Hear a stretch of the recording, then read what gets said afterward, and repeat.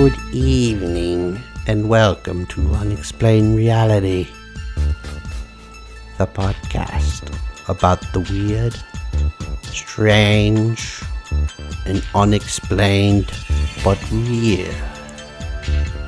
We are delighted to have you with us. Please grab your favorite beverage, sit back, and enjoy.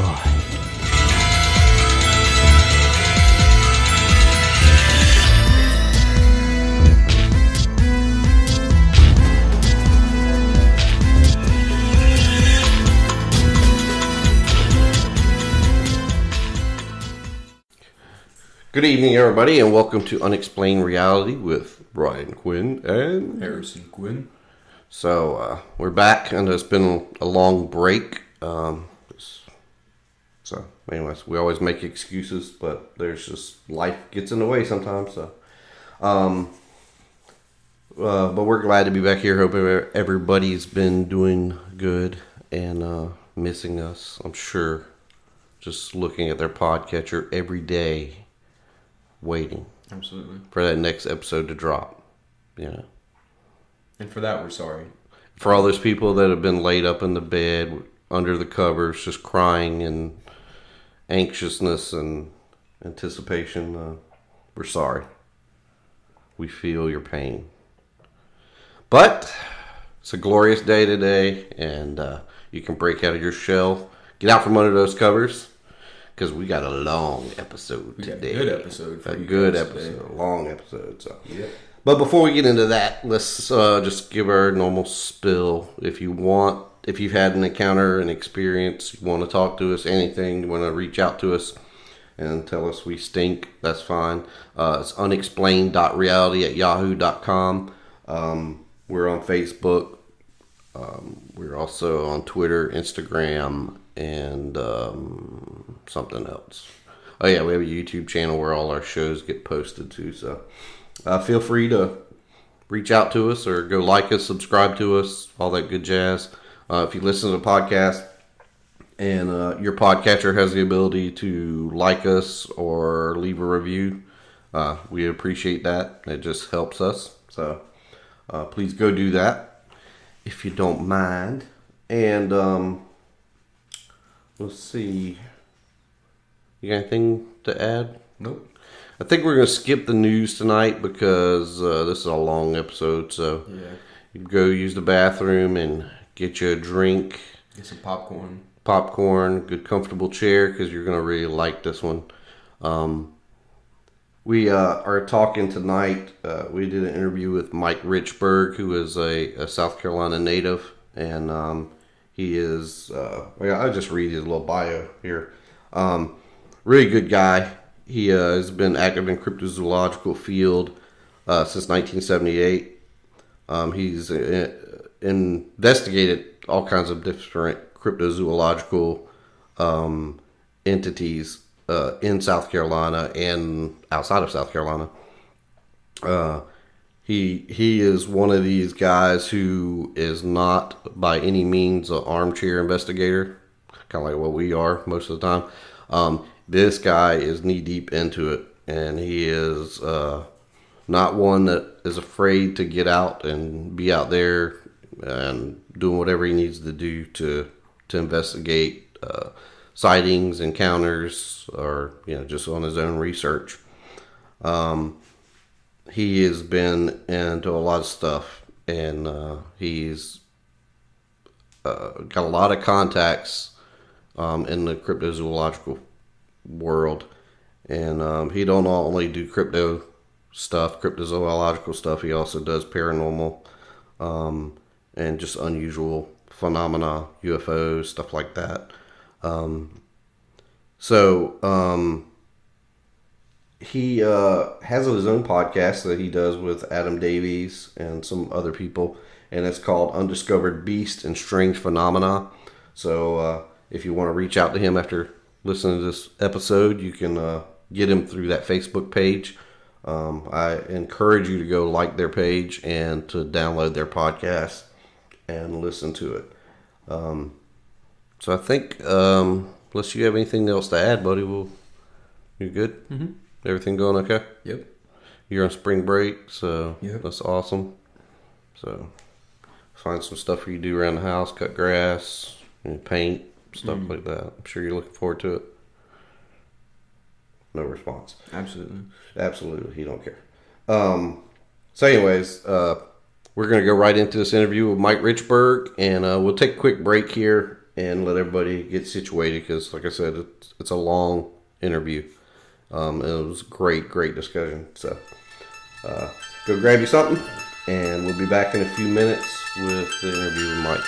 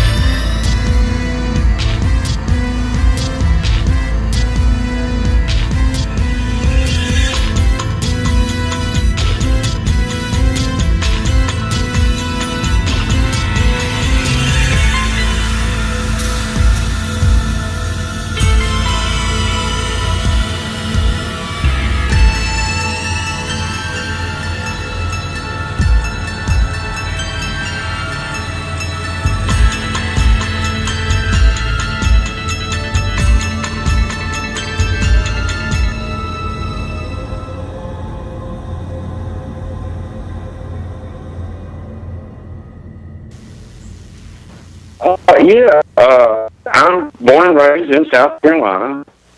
I've been a cryptozoological field researcher or investigator since 1978, when I had an encounter with what I then described and was a gorilla in a swamp in South Carolina at the age of 14.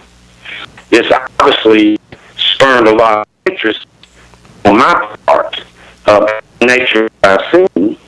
So I had a very keen interest that time. I went on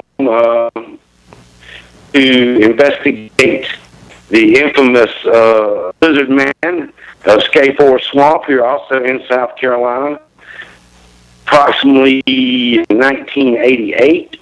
And continued to do some research for a few years there in the general area.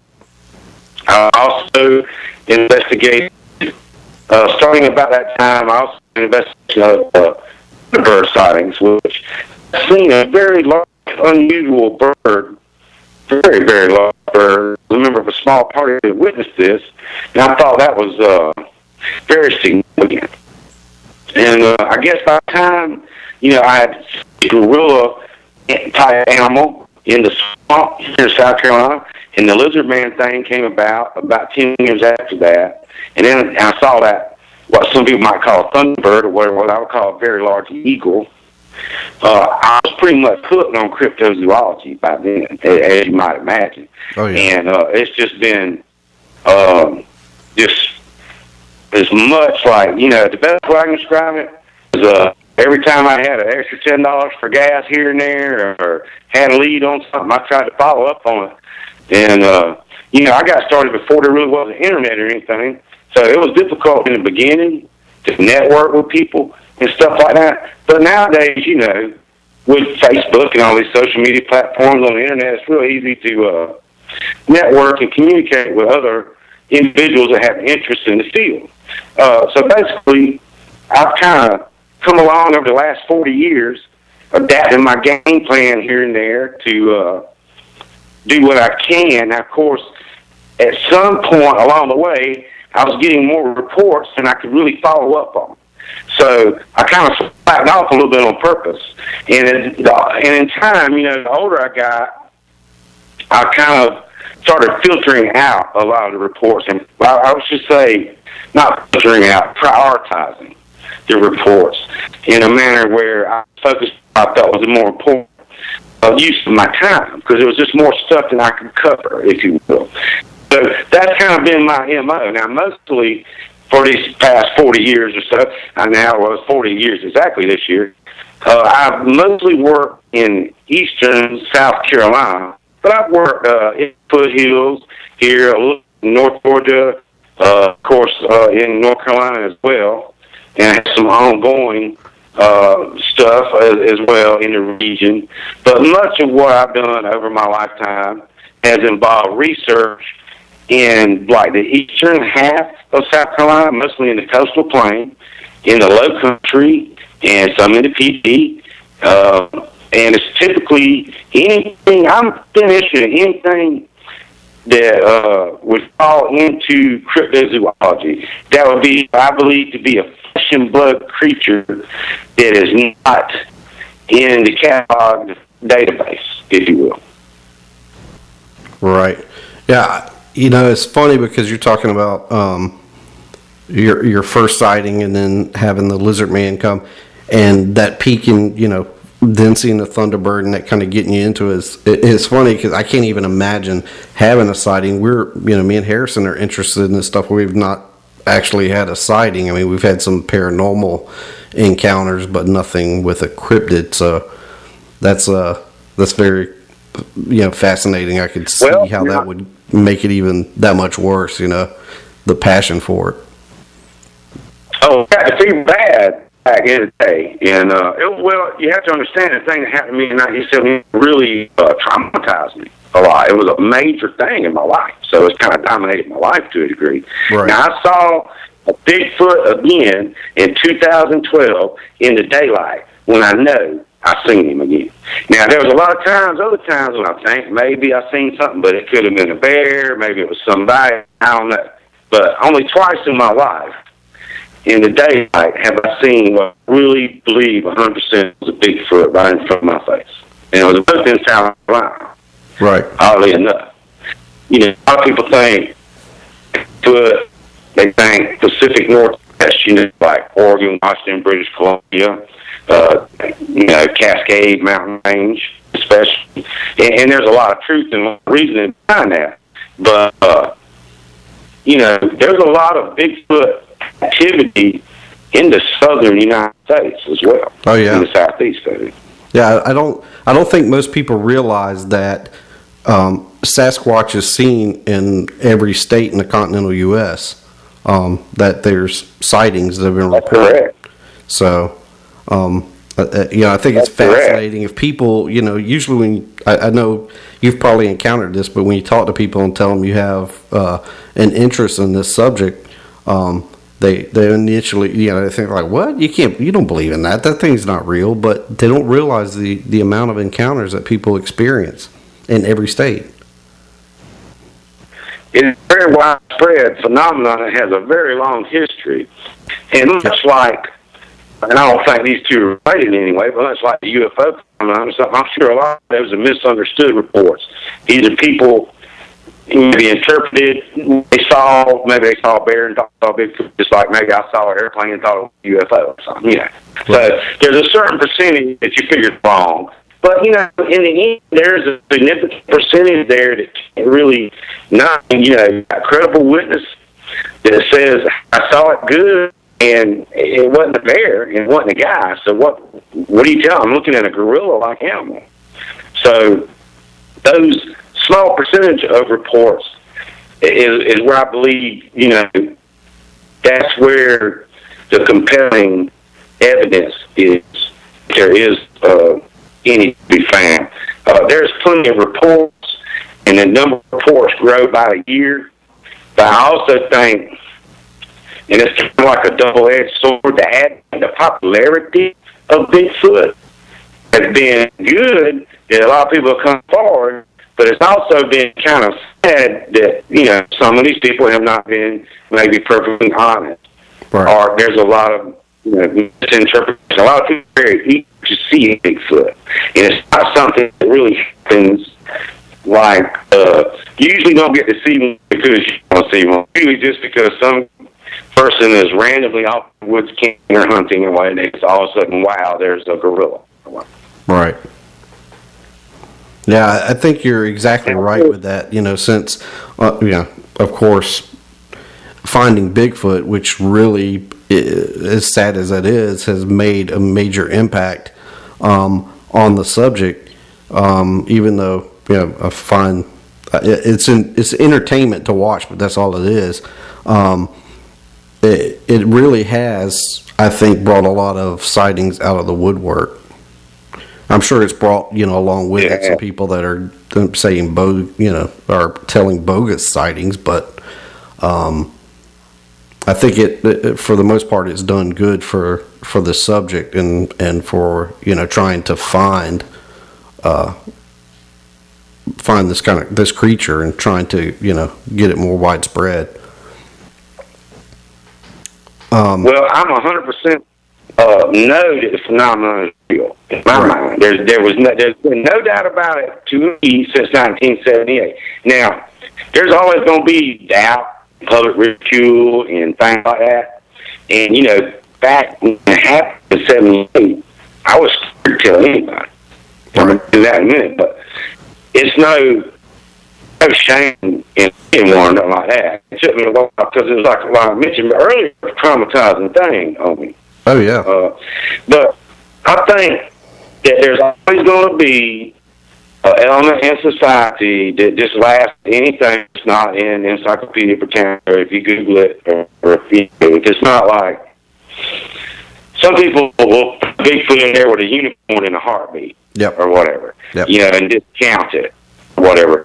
But really, there's some pretty compelling evidence if you really want to take a scientific case. Now, what we don't have is the smoking gun, which is a holotype, which are specimen. That ultimately, you're going to have specimen to have taxonomy. But what I was going to mention earlier is when that happened in 1978, it shook me real bad. I mean, it was a traumatizing thing, and I had a loaded shotgun. I was deer hunting when it happened. Right. I had a 20-gauge shotgun in my hand. And there was hunters not too far from my daddy. It was a dog drive hunting on the Congaree River. Right. And my daddy was the next closest offender to me that morning, Saturday morning, the fall of 1978. And there were other hunters that were going up the river further than him. I was the furthest one down the river. Well, I walked in there, my daddy talked and all, and I got to the river. It was real foggy that morning, real thick, heavy fog. And I walked to where the top of the riverbank was, and I turned around and looked back over kind of a semi up in there where I could see a buck running out there, come to the river, become that. That was the object. The bottom of the river off kind of because the big bucks, they would always, seeing I heard the dogs drop, we'd go on out there and go straight to the river and go to another county and be out to hunt. They had that figured out quick. So we started that morning, we was going to just cut the river off. And I said, oh, it's all good, and I was all excited. I felt good about the hunt. Everything was looking good.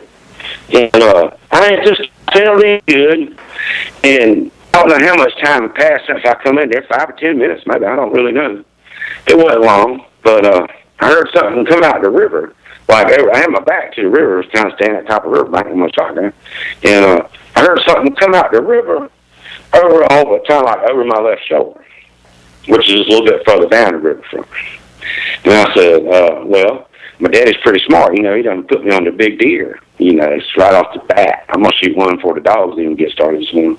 And I was all excited and everything. I was a 14-year-old man, and I wasn't no stranger to hunting or nothing. I was ready to shoot me a big old buck and be a hero up there at the hunt club or whatever, And I was all excited, and that thing, come up the riverbank there, and it kind of stopped doing some thick stuff.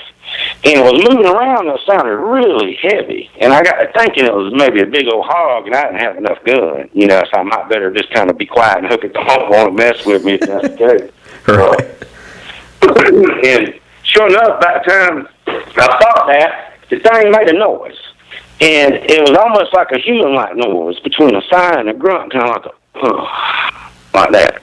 And I said, "Oh Lordy, we got an escaped convict down here or something. I don't know, That sounded like a person." And by that time, I walked out there, kind of like walking out in front of me at an angle, crossing over in front of where I come in at. And I looked, and it was the color of a bear. I thought, "Oh, a bear," but it was standing up. And I looked straight at the side of his head, and I seen his ear, and it wasn't a bear ear like a pointed ear like a dog. It was a round ear like a monkey or a man. And I lost my mind for a hot minute when I seen that. I didn't know what to make out of that, see. I was a pretty smart young man. I done good in school and all. And I knew right well gorillas live in Africa. And I was looking at a gorilla, and things wasn't adding up for me that morning. And the other thing was, that thing looked like it could whoop a saber-tooth tiger. So I didn't want no part of that. I knew I didn't have enough gun. I was shaking. And I had to physically, stop myself from shooting the thing back. It never even saw me. It walked out there in front of me at an angle, quarter in front of me, and it walked over there to where I had walked at. I think it's sending me because it changed its direction. It paused, it then changed direction, but kept me putting on out there or whatever. And I was like, I didn't know what to do. I was just like, the whole time I was sitting there looking at it, I was thinking, just don't turn around, just don't turn around. I'm just going to freak completely out if that thing turns back close to me. That's all I could think about. Just please God, don't let that thing turn around. And look, it's seen there. And it didn't. And I was real thankful for that. And I let that thing go out there. And I'm getting upset this time right now because, man, it was so strong. It upset me so. And I let that, I think a few minutes to get on out there. And I smelled, as soon as he got gone good, I smelled a bad smell. But I didn't the whole time that he, had walked out there in front of me and all. And that could be the wind or whatever. I'm not sure about that. There wasn't much wind. It might have took a minute for the smell to get to me. But I heard the dogs drop, and I was like, oh, thank God, that's dogs, hunters, more guns, people, anything. Anything but Bigfoots is good right now. So I said, okay. I waited for a minute, and I took off like the way I come in there and went back out there and crossed the creek and got on back out there to where I was supposed to meet my daddy later on when the hunt was over. And I waited for my daddy out there, and my daddy come on out there, and I was still shook up bad. He come out there, son, you all right or whatever? And I was like, yeah, I just don't feel too good or whatever. And that's something that's important. That's an important time of my life was that moment right there. I chose not to tell my daddy what happened. And I kind of wish I had. But at the same time, a couple of reasons, like one thing, is I like hunting with my daddy and all. I didn't want him to think I was nuts and take my gun from me or something. Didn't want to hunt no more or something. And then it's like, I guess the most important thing is I knew if I told him by the time we got back in the back of that truck up to the hunt club, I would be monkey boy the rest of my life. And I did not want that, brother. Right. You know what I'm saying? I was already 14, living, in the boondocks in a small community. I couldn't do that because, the hunt club back then is like the country club, whatever. The sheriff and the barber and all my cousins was hunting there and everything or whatever. I wasn't about to say nothing and be monkey boy to all them people the rest of my life. That's all I could think about. So, what you have to understand, though, is that river down there has changed so much in 4 decades. There's people all up and down there now. You used to could go down there in my youth, at that time, say, when I was in my teens, you could go down there and camp on the river, and you might see a couple boats over the course of the weekend if you on a sandbar down there, whatever. But right. You know how it is now at the river and the lakes and all. You can walk across the boats down there. There's people camping everywhere. But that thing shook me up bad, buddy. I bet. And I didn't go in the woods for 3 years. Wow. They were for 3 solid years thereabout. I didn't go in the woods, so I had a 7mm Magnum in my hand, and I could climb up in a deer stand. Wow. And I wasn't by myself. There was another hunter not too far around. Right. But I didn't tell nobody. I was married to a woman for 19 years, and I didn't tell her until after we was divorced. Wow. Many years later. Yeah, I can only imagine that would be, something really hard to accept, especially when, you know what you've been told and what you believe is, real, and then you see something like this that shouldn't exist here, or anywhere. So now, when you saw it, I It's mean, a how big was it when you comparatively? I mean, you were 14. How tall would you estimate it to be, and how heavy?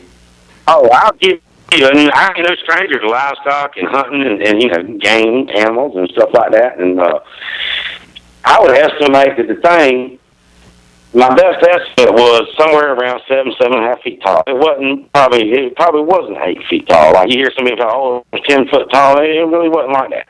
But still, yeah. I mean, it was huge. It was like, 7.5 feet tall and probably 4 foot wide at the shoulders with great big old cartoon arms on it. Wow. And I said, oh, Lordy Jesus, don't let that thing turn around and look at me. Wow. Now, I assume it was a male. If that wasn't a male, I hope I don't never see one. Wow. Now, what you said it was dark like a bear. Was it a black or a brown in color? Or? It was the black. It was almost purple. Some people say, they see red ones and they see white ones and they see sand colored ones and all this here. But right there, when I seen that one that morning, and when I seen that other one, I was the exact same color. It was the black. It was almost purple, like a Black Panther or something. Wow. It wasn't like a brown, like a deep brown. It was black. There wasn't no brown in it. And it was really big. And I couldn't really see, like, from the waist down too good, because there was some brush in there and stuff, and I was looking at it through the tree, walking down there and all. And, but man, like, from the waist up, it was big. It was real big.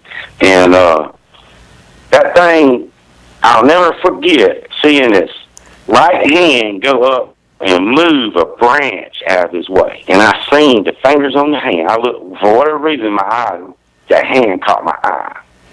And I seen he had fingers, not a paw like a bear.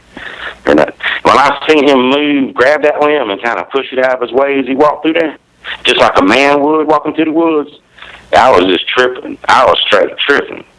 Because then I'm like, okay, here's a gorilla walking through the woods like a man, and I'm standing in the middle of South Carolina. I ain't got enough gun. This is not good. Wow. This is just all wrong as far as I'm concerned. So it shook me up a long time. But I did go back in the woods.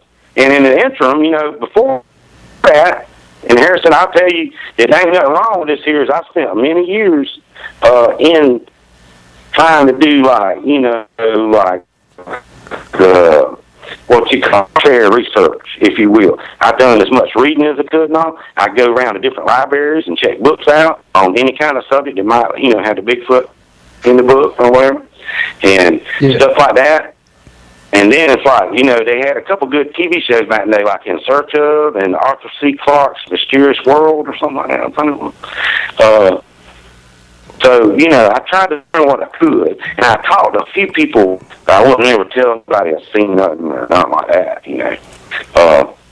And one thing, before I move on from that, is I'll say this. When I seen the thing, I didn't say, oh, Lordy, the big, I said, the gorilla. And I seen the legend of Boggy Creek years before that, I don't know, 3 years before that, maybe, I'm not sure. This was in 78. Legend of Boggy Creek probably comes in 72 or 73, I'm guessing. So it's been years for it, and most folks haven't seen that movie. So, I guess in my mind, the way I interpreted the movie, I figured Bigfoot was like some, just put in moss and, like you just come out of small weed, This thing is like a neat manicured gorilla, like fine heavy coat, nice shiny coat with no mats or, nothing, no trash, no leaf debris or anything like that. He just looked like he was well groomed, man. Wow. He looked good. It ain't like he could whoop a saber-toothed tiger, and I did not want to be standing there that much. How far, at his be closest, how close was he to you? I'd say about 50 foot. Wow. And that was way too close for me. Yeah. And these people that actually walk out and look at one face-to-face at close range, I don't know how close I really want to get one. I ain't never been close to that one, and I don't really care to. But, Because going along with that, I mean, we were talking earlier about, people and encountering these things and believability.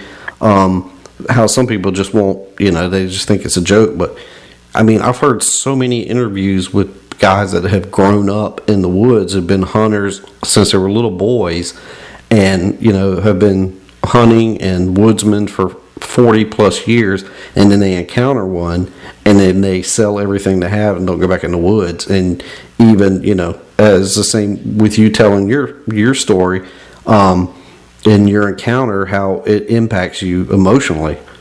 I mean, you can't listen to somebody like that. I mean, even the best. Sorry, go ahead.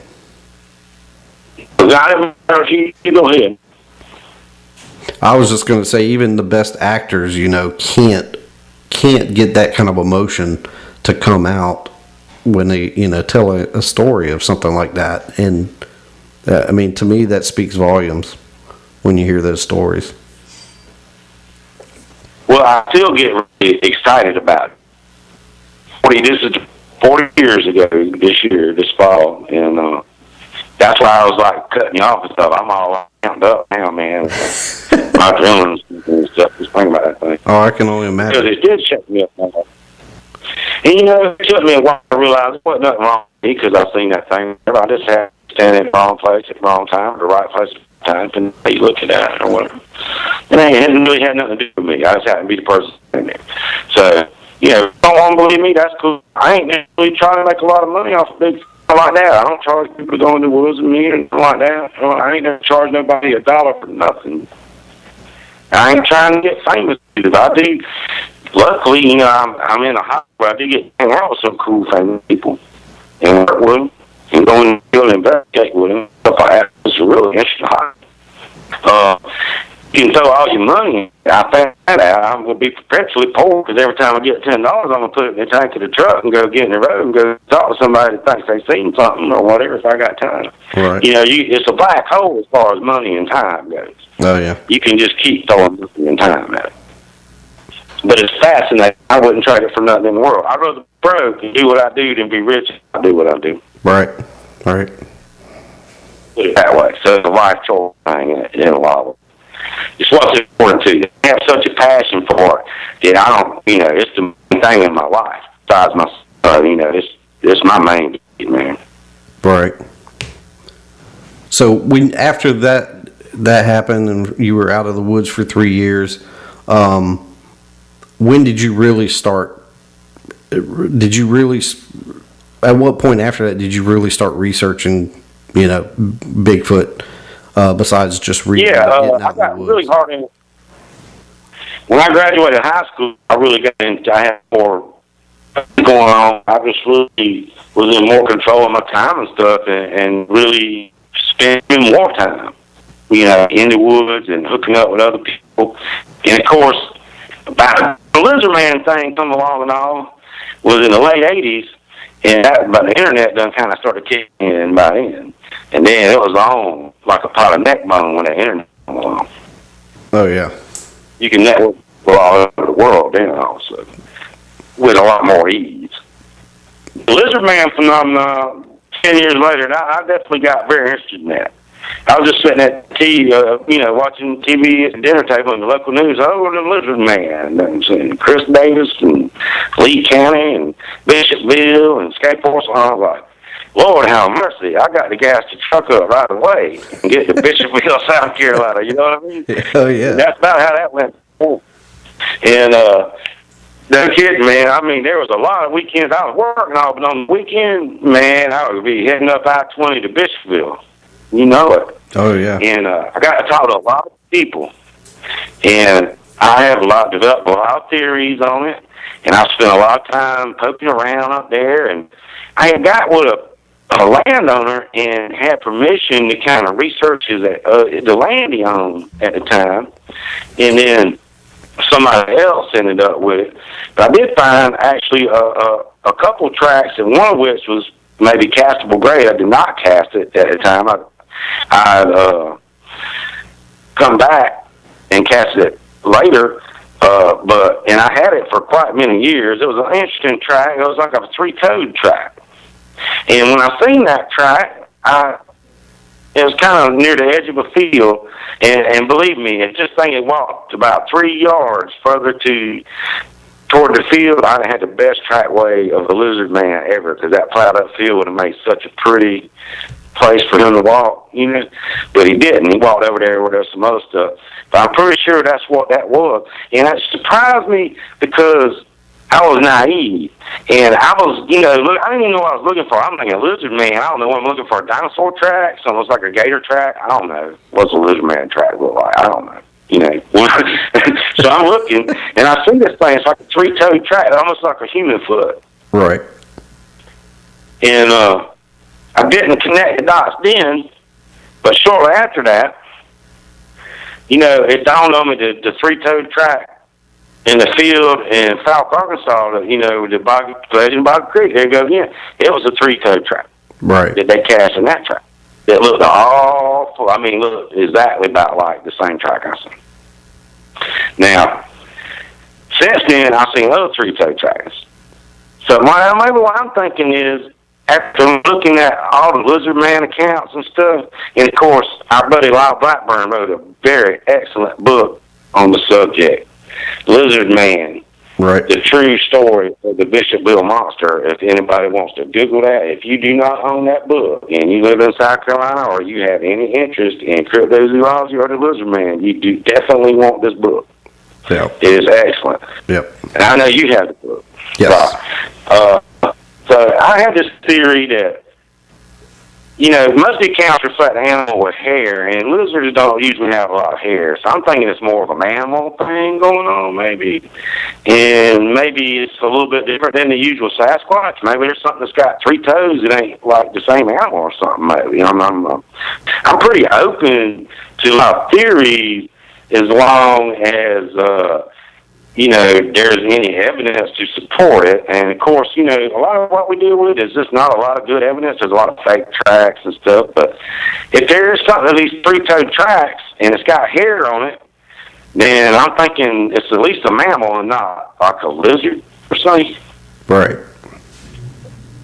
It's very interesting. I mean, there for a while, and I think we did a show on it, and we kind of concluded in our own discussions, me and Harrison, it was probably just a misidentified Bigfoot or Sasquatch sighting, but I don't know. I mean, I think there were some Bigfoot sightings around that time frame in that area, so maybe it's not. Maybe there's 2 different things going on, or were going on at that time. Right. Unfortunately, we can only speculate. Right. And I would be so bold to speculate that it is not beyond the scope of reason that there could be more than one undocumented primate species in North America. What if there's another thing that's kind of like a Bigfoot, but it's not really a Bigfoot? Right. What if it's something a lot more like what they call, as far as the way it looks now, its morphology, its description, its physical attributes? What if it was something that looked more like a dog man, something like a wolf ape? Right. And it could be depending on where you're from and where you live at. That could be Lugaroo or werewolf or Rougarou or, hide behind. A lot of the English settlers use the term hide behind. So it just depends. I think there's enough historical accounts there and enough maybe contemporary 3-toed tracks and stuff going on to warrant further investigation. Right. So I've definitely tuned into that. Now, I do not think there is a half dog, half man running around like a dog man.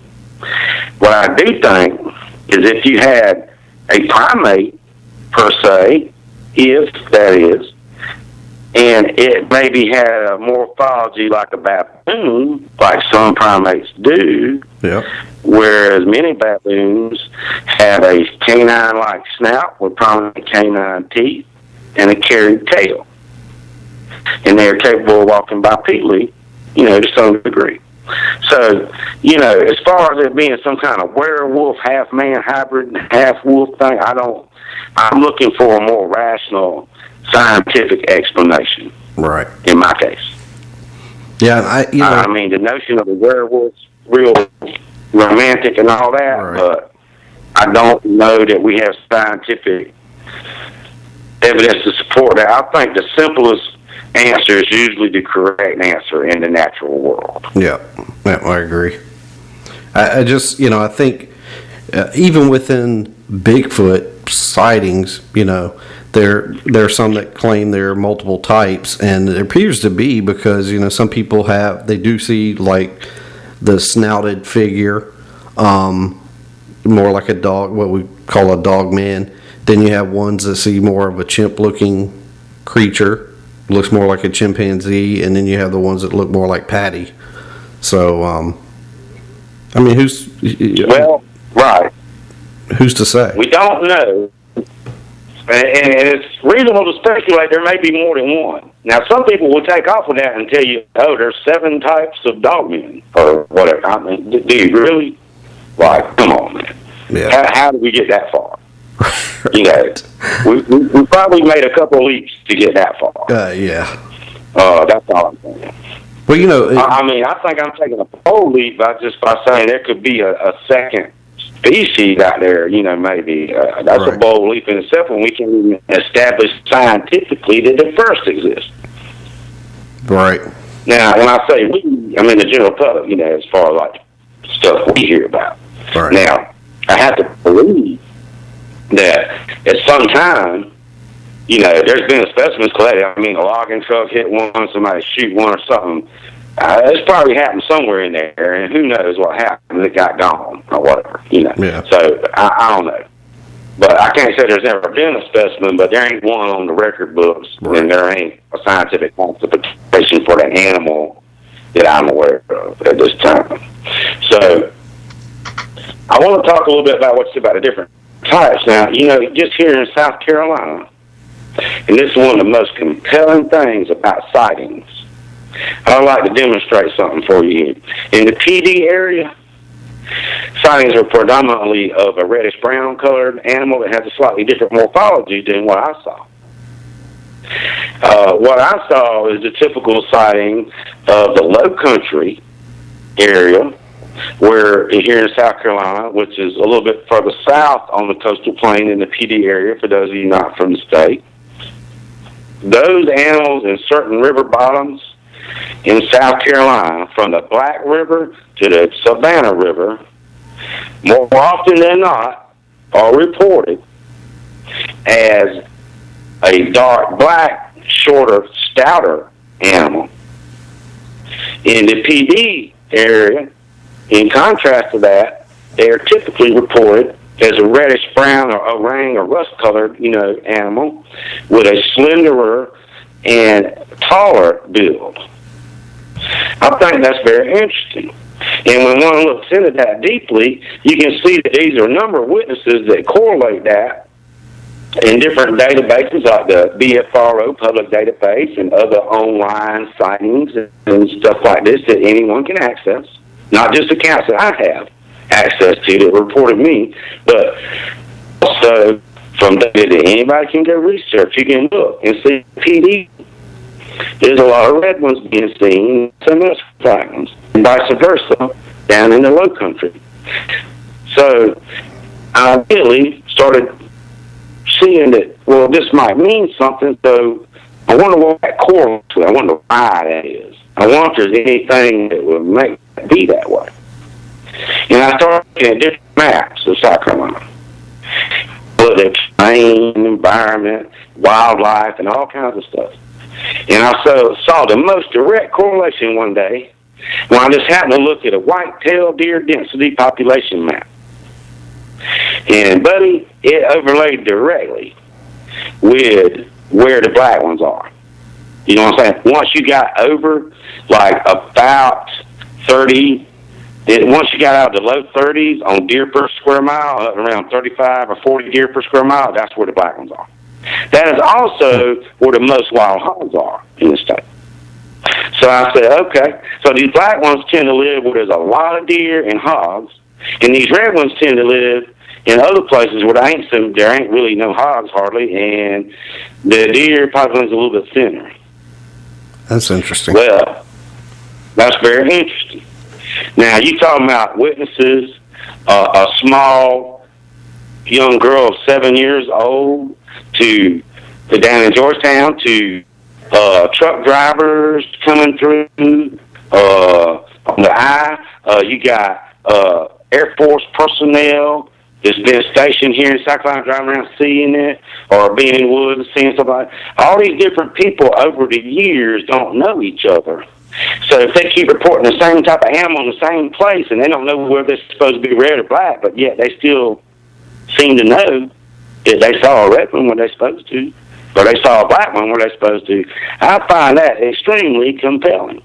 Even if I hadn't seen one with my own eyes, I'd have to look at that and say, well, you know, all these here people don't know each other. So how do they know what color it's supposed to be for where they seen, in other words? Right. You see what I'm getting at? Oh, yeah. If they was hoping that there'd be a little more random than that now, wouldn't it? Right. That's very interesting. That's very strong. Well, that's not like hard evidence. That's one of those things that has to be very, like, compelling, circumstantial situation. Yeah, I mean, but it's not a coincidence, you know? Right. There's a reason. Right. There's a scientific reason for all that. Sure. And, of course, now I'm not saying Bigfoot is a primate, but if we had to make a comparison with known animals, a primate's about the closest thing you're going to come up with, right? Okay, Right. So assuming Bigfoot's a primate, and probably like a grade 8, if you will, then I would look at, comparisons in the primate animal kingdom and say, well, I wonder if some monkeys is in all red, maybe some black. And sure enough, once you look at there, it is. Yeah. And let's look at that a little closer. Well, old world primates versus new world primates. There's a difference there. Difference in lifestyle. And there are some primates that are red. And some primates are red for one reason and one reason only. It's because they have trichromatic vision and can see the color red, unlike the black monkeys that have dichromatic vision and cannot see the color red. Once you can see the color red, well then you know to use it, you see, to attract a mate. Okay? So trichromatic vision was developed by some primates to identify ripened fruit and foliage. In other words, for browsing purposes, for picking berries that's ripe and stuff like that. Right. They can see that it's red. You can distinguish green from red. That's a big deal. Now, some of the dichromatic populations, like 60% of the females can see red, but that's a different story altogether. But, the bulk of the population doesn't. All right, so there's reasons for that. There again, perfectly scientific reason, the animals develop trichromatic vision to aid in the forage of ripened fruit and foliage. Then they use the color red in their own visual display to attract mates. Basically, long story short. Okay? They're more attractive. Alright? So that's the story of why some monkeys is red and some monkeys are black. I should say primates. So to make a long story short, there's a reason why Bigfoot is red, and there's a reason why them Bigfoot over here is black. Right. And it turns out it has to do with lifestyle and eyesight. They develop eyesight to go along with their lifestyle they live. It would stand to reason that the red Bigfoots might, and I say might now, I mean conjecture, they might possibly have a lifestyle much like known primates that are red have a lifestyle, where they forage a lot and use the ability to see red to actually go out and forage red and ripen fruits and stuff. Maybe an opportunistic forager, scavenger type. whereas some primates are very aggressive predators. Now, if you lived in a place where the deer density was real high and there was a bunch of hogs and didn't live nowhere else, that might tell me that you like to eat meat. Yep. You know what I'm saying? In the overall scheme of things. Well, lo and behold, if you have dichromatic vision, those primates that do can see in a tan and khaki color range really well. They can define slight deviations in that. You think about looking at a deer walking through broom straw or just standing out there in the broom straw. Right. If that deer is standing still and you ain't looking straight at him, you might not see him. No. But if you had dichromatic vision and could tell that shade of tan was a couple clicks off from that other one or whatever, then it would stand out a little bit more. There's a reason for animals to look like they do, in other words. And the reason why red primates and black primates look like they do is very clear and very well documented. So, to make a long story short, there again, I know I've been very windy here. It is very reasonable to assume that there could possibly be similar correlations if, and I believe it is, the Bigfoot phenomenon is real. That these people in the PD are seeing one kind of Bigfoot, and the people in the low country, for the most part, it's right along the coast in a couple places, are seeing the black ones. Now, there ain't much variation in that. Pretty much, once you get north of the Black River or east of Kershaw, South Carolina, you're talking about red ones. Well, sometimes they report a sand-colored one or a coyote-colored one in the mix. Just like down on the rivers like the Wateree Basin and, Santee, Wateree, Connery, all down through there, and on down into the low country, they report the black ones. And it just seems that this is very compelling to me personally. If I had never seen it, I would look at that research and say, wow, maybe we should look at this a little bit closer. But that's just me. Yeah. It took me a long time to connect all them dots. And that's a heap of dots to connect. Oh, yeah. And, who knows? Who knows if that's why these people are seeing red ones over here and they seeing black ones down there. And sometimes I was going to say also that in that black population there is occasionally a white or silver gray report. So there's a little deviation and a little bit of overlap, but it's pretty clear. Like, if you're in the PD and you see a Bigfoot, and this is what got me started all this.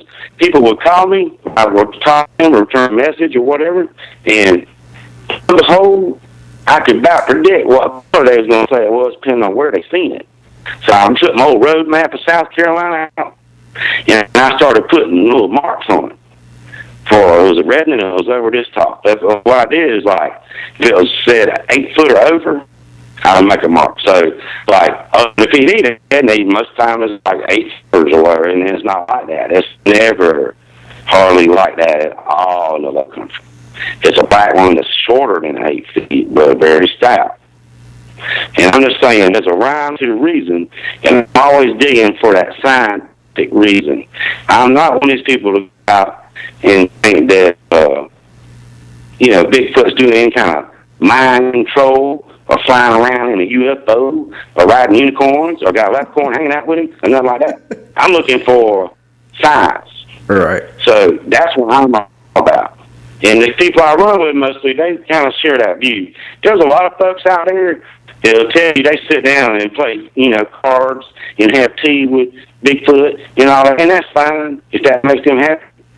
But I'm not going to spend a lot of energy trying to absorb what they got to say past that point. Right. It is what it is. I mean, I think we're with you on that because I think it's an undiscovered primate. It's an undiscovered animal. There's nothing fancy or frilly about it. I think it's an animal, and it has. People say, "Oh, well, how come we don't see them? When do you see deer?" You have to really go out looking for a deer to be able to find a deer. They can be standing right in front of you and you can't see them. I think they're just, look how long it took them to find gorillas. Oh, yeah. They're just incredible. They're the masters of their domain. That's right. Well, the gorilla, it's funny you say that, because for many years, the legend persisted.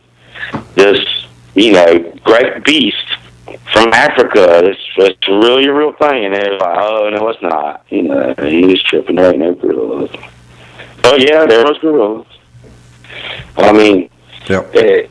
Sometimes it takes a while for animals to stick. They got to actually have a specimen, and for the longest time, they didn't have anything on a gorilla. Right.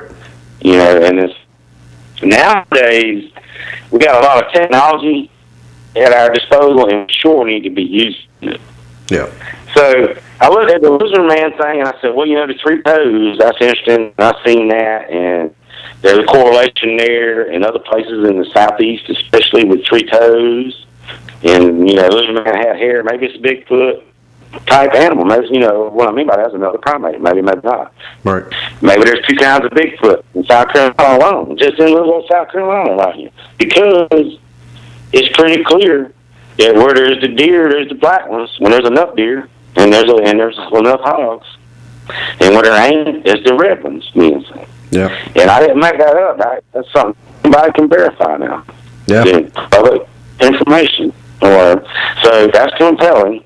So I was looking at all this over the years, and of course, another thing that happened is about the time, it wasn't long after the Lizardman thing broke out. I believe it was in late summer of '89. I guess, I've been doing Lizardman for probably a year or something.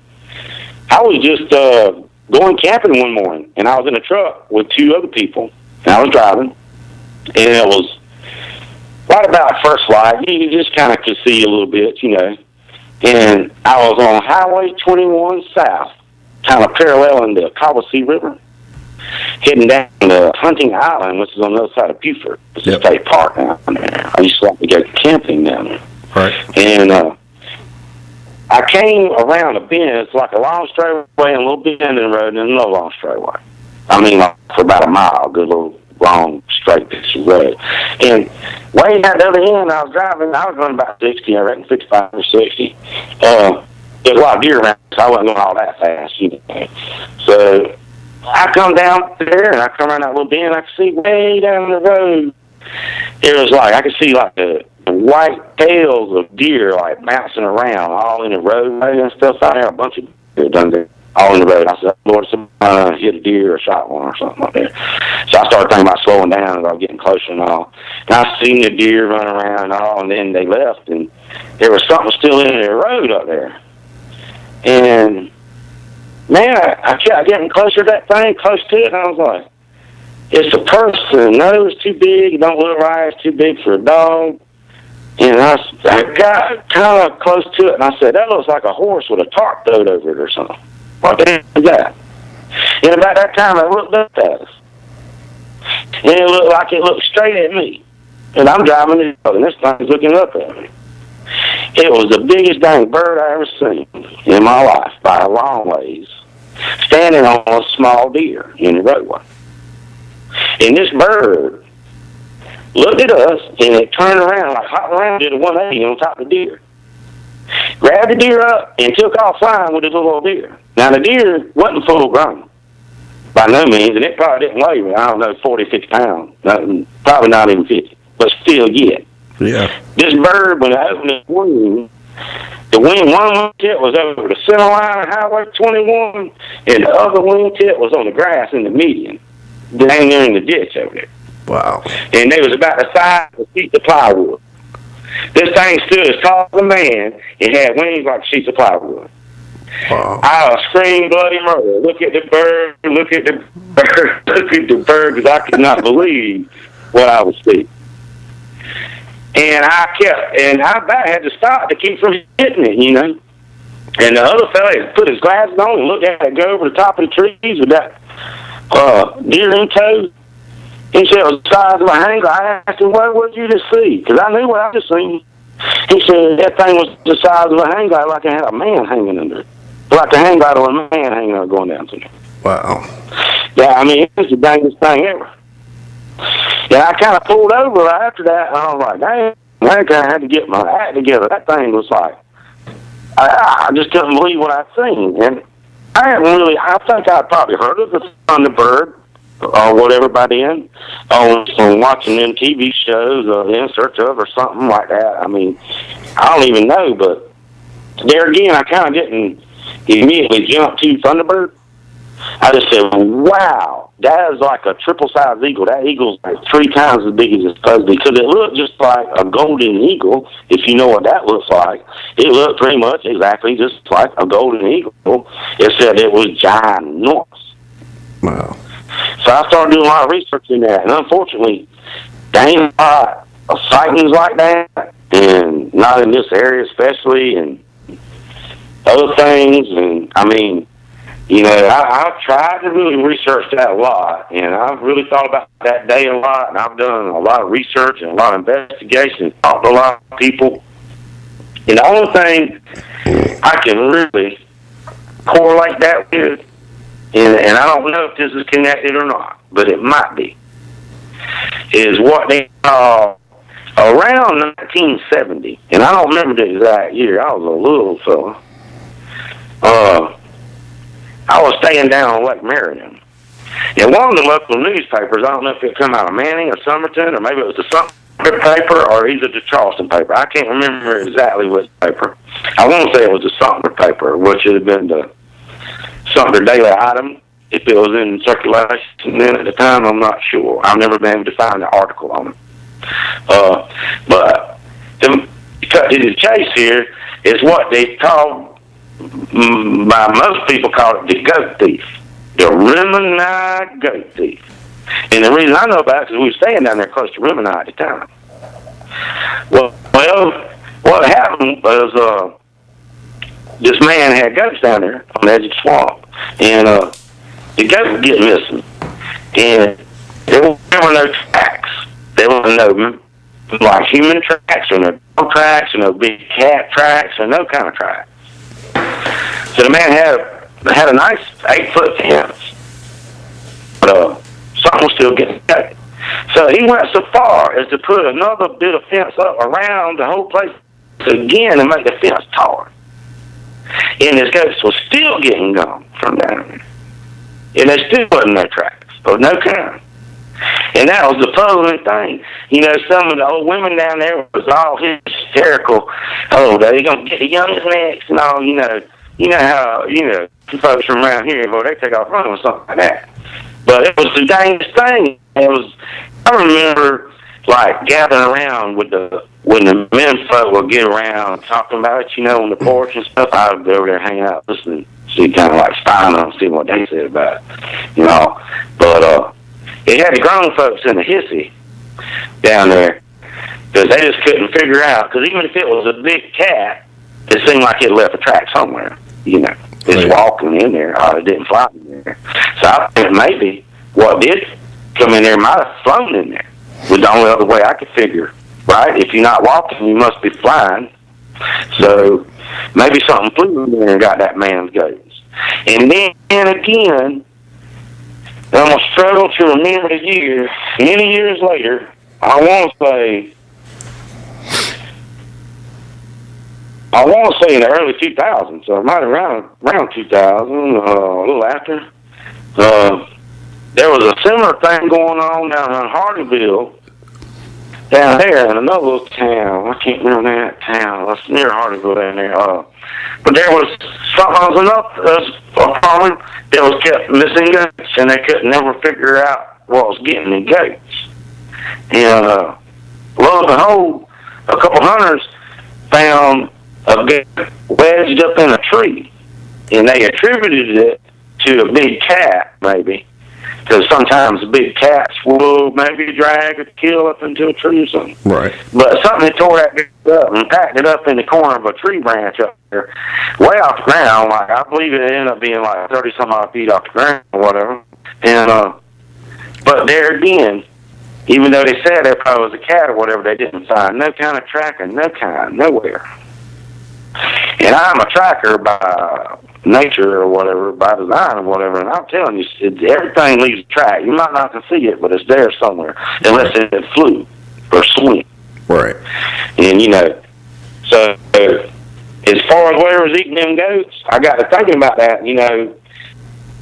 It's not unheard of for eagles and other birds of prey that are quite large in stature, historically, whether you look at contemporary or prehistoric examples, they feed a lot on primates and goats and deer and that kind of thing.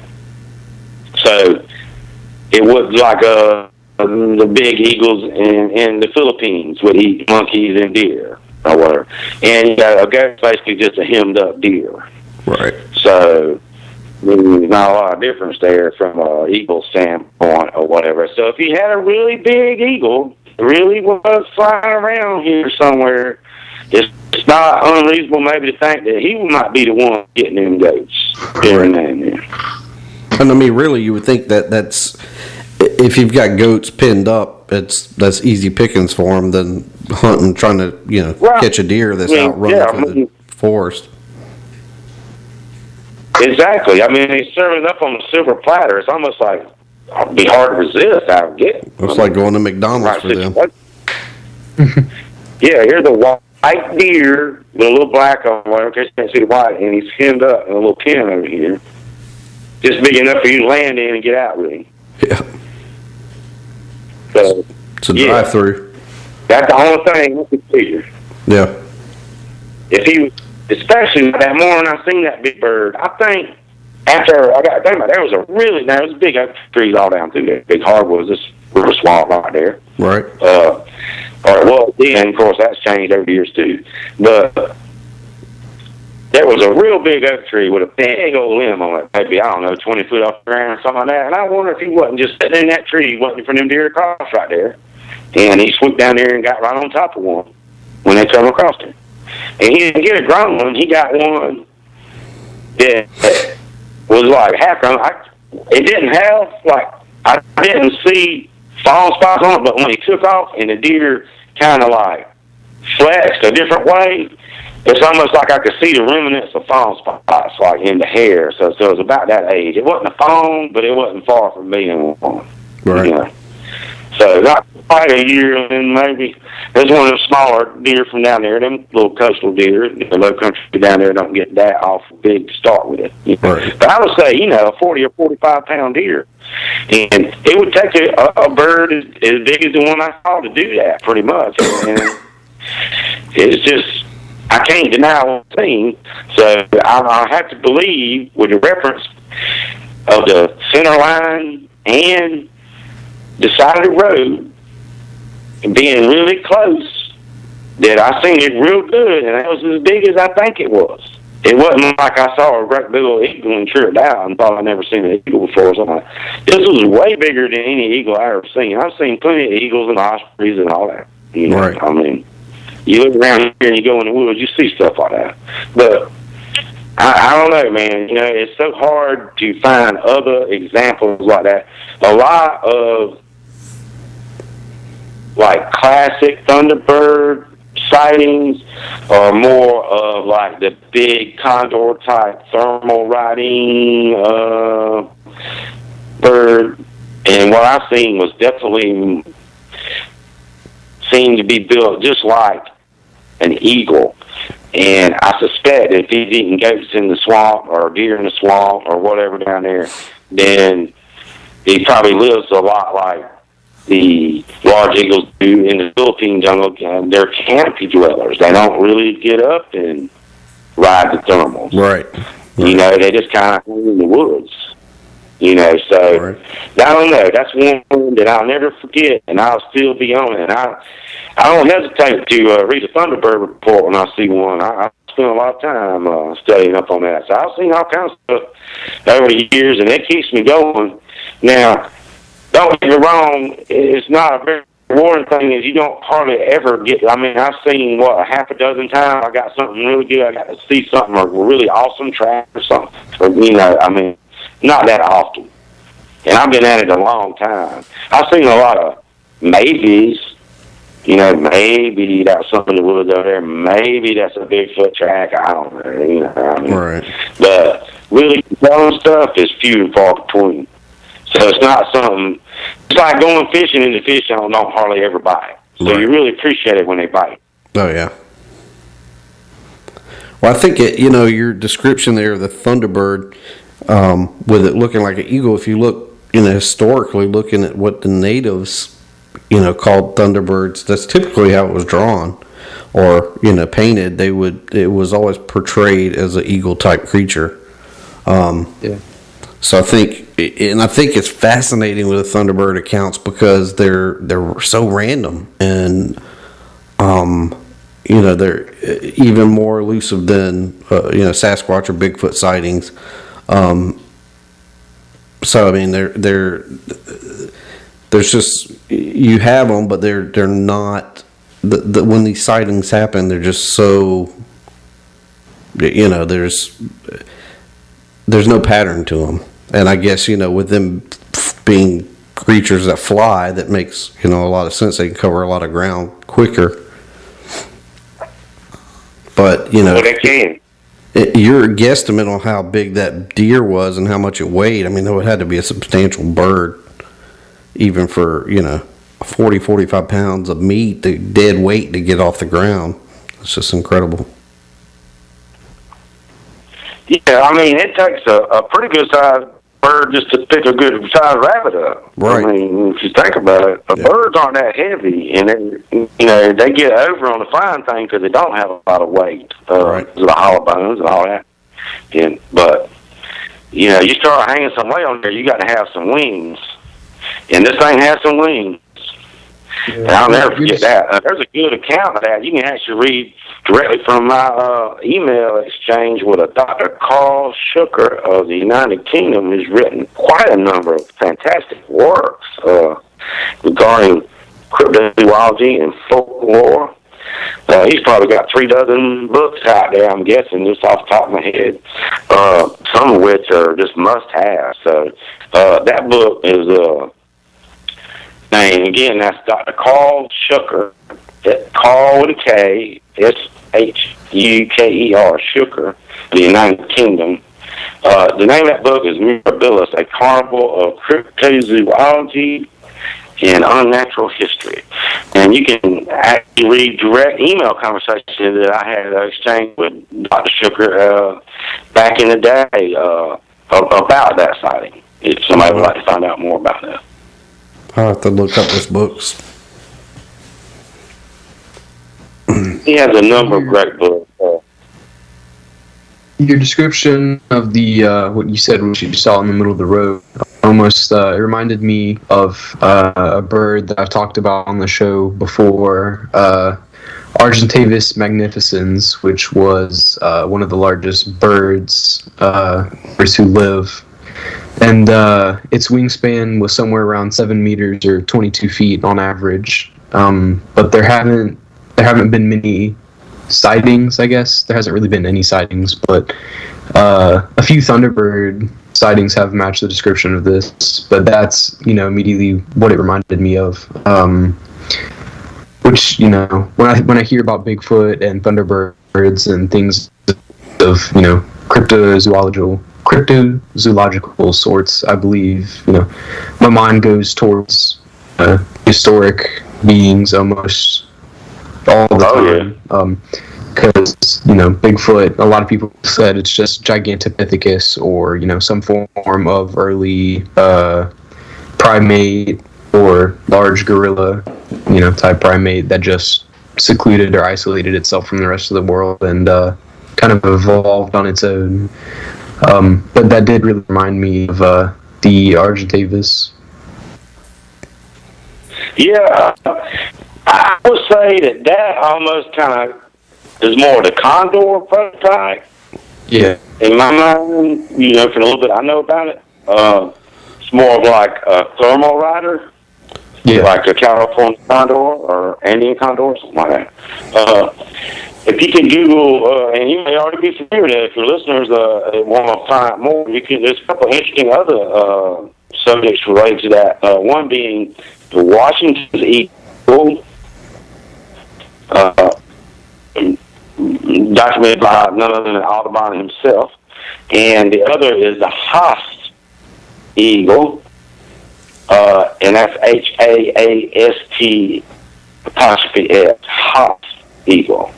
It's believed to be an extinct species of eagle that once lived in New Zealand, but certainly is kind of close, from my research, just Oswald, casual observation, I would say is pretty close to what I've seen, kind of.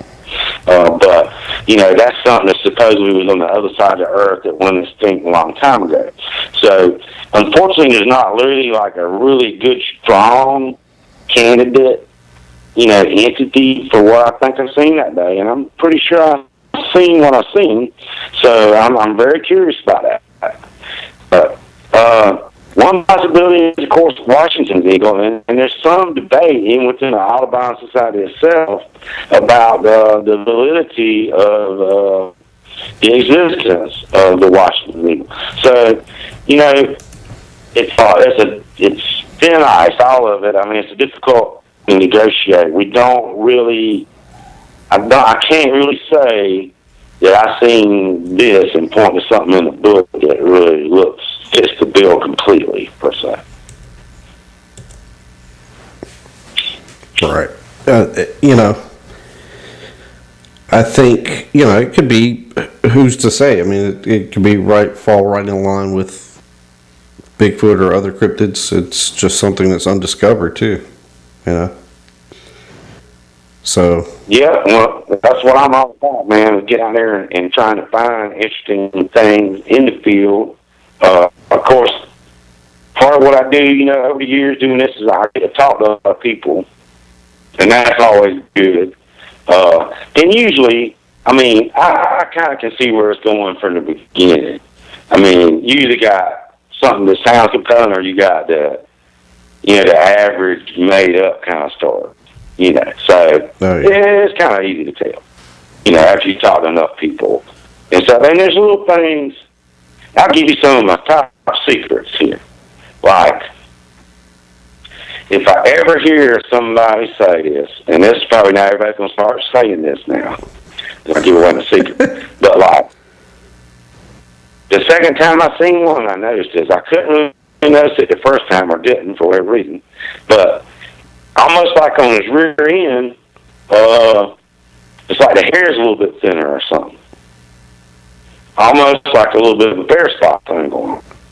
So, and a couple times I heard people say, and he had a bare spot on his rear. And that almost kind of like instantly adds credibility in my mind. Right. Because it's mighty funny they would say that, Yeah. Because I've seen that. Yeah. And one other thing I found, it's this cool thing. Sometimes I would say a grand total of maybe 6 or 8 times. I don't know. I don't have the data right in front of me or anything, but I would estimate that, over the years, 6 or 8 times, there's been times when they were reported to me and other reports I've heard of in the area here in South Carolina where there was, like, a Bigfoot was sighted near a grill. Like they had been cooking, like barbecuing or something, and the Bigfoot was seen messing with the grill, or or standing next to the grill, or something like that.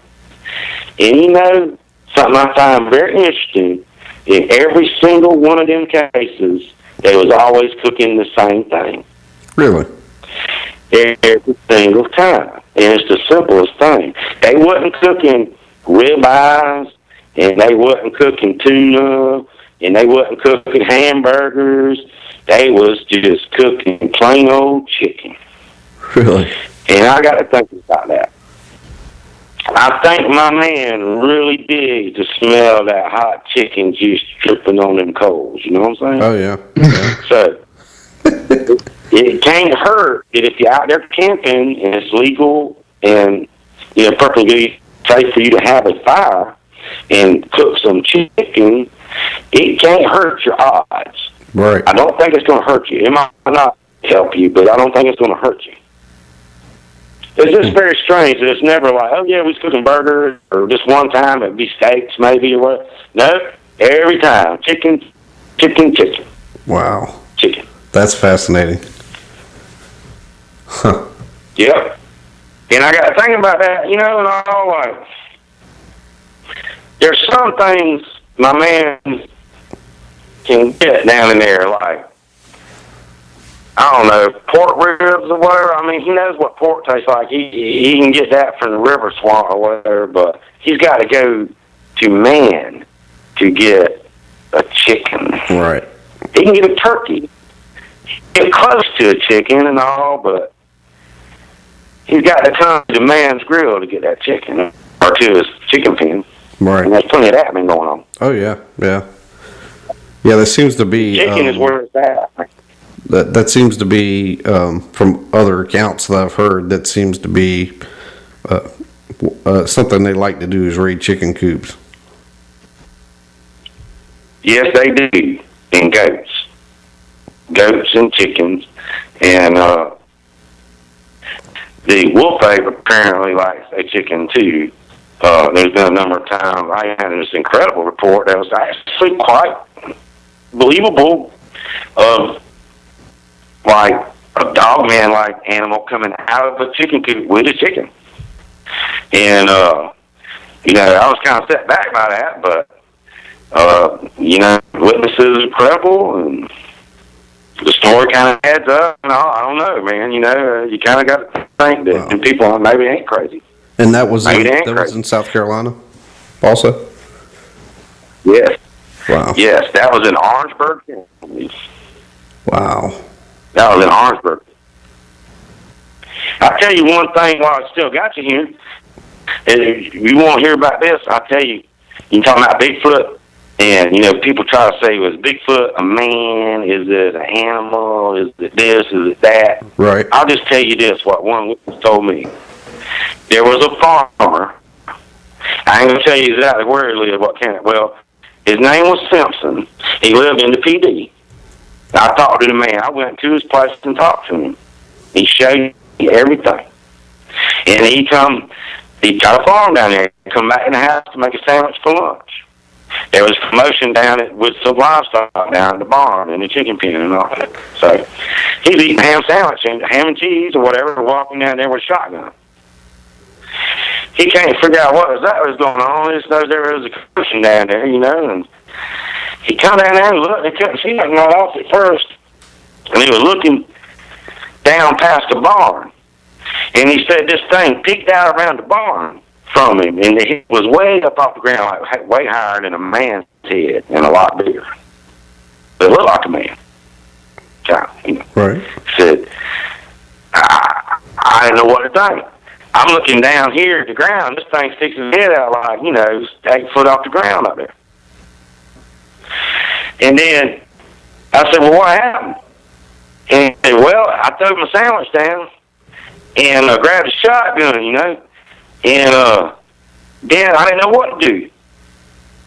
And he said he didn't have to think long, though, because the thing stepped right out there in front of him and just broad daylight with his goat under his arm and walked right clean across yonder and stepped right over his fence like it wasn't even there. And kept right on walking. And the thing turned and looked straight at him. And he looked straight at it with his loaded shotgun.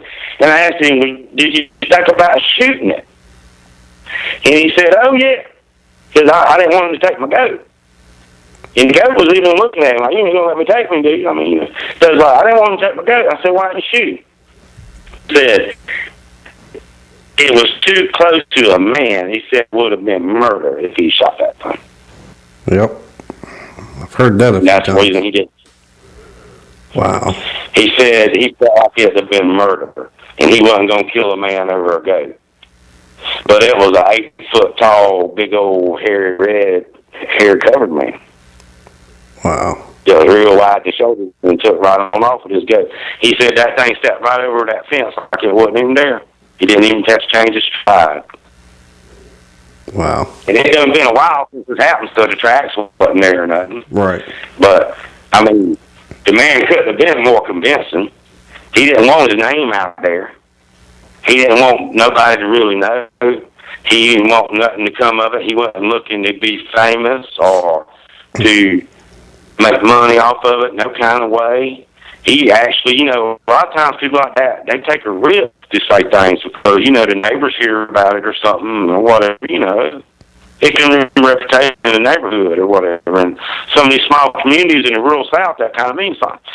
So people sometimes don't want to talk about stuff like that. There's no reason to. Right. There ain't nothing to gain from it, So, but that man was very convincing. And when he told me that really struck home with me.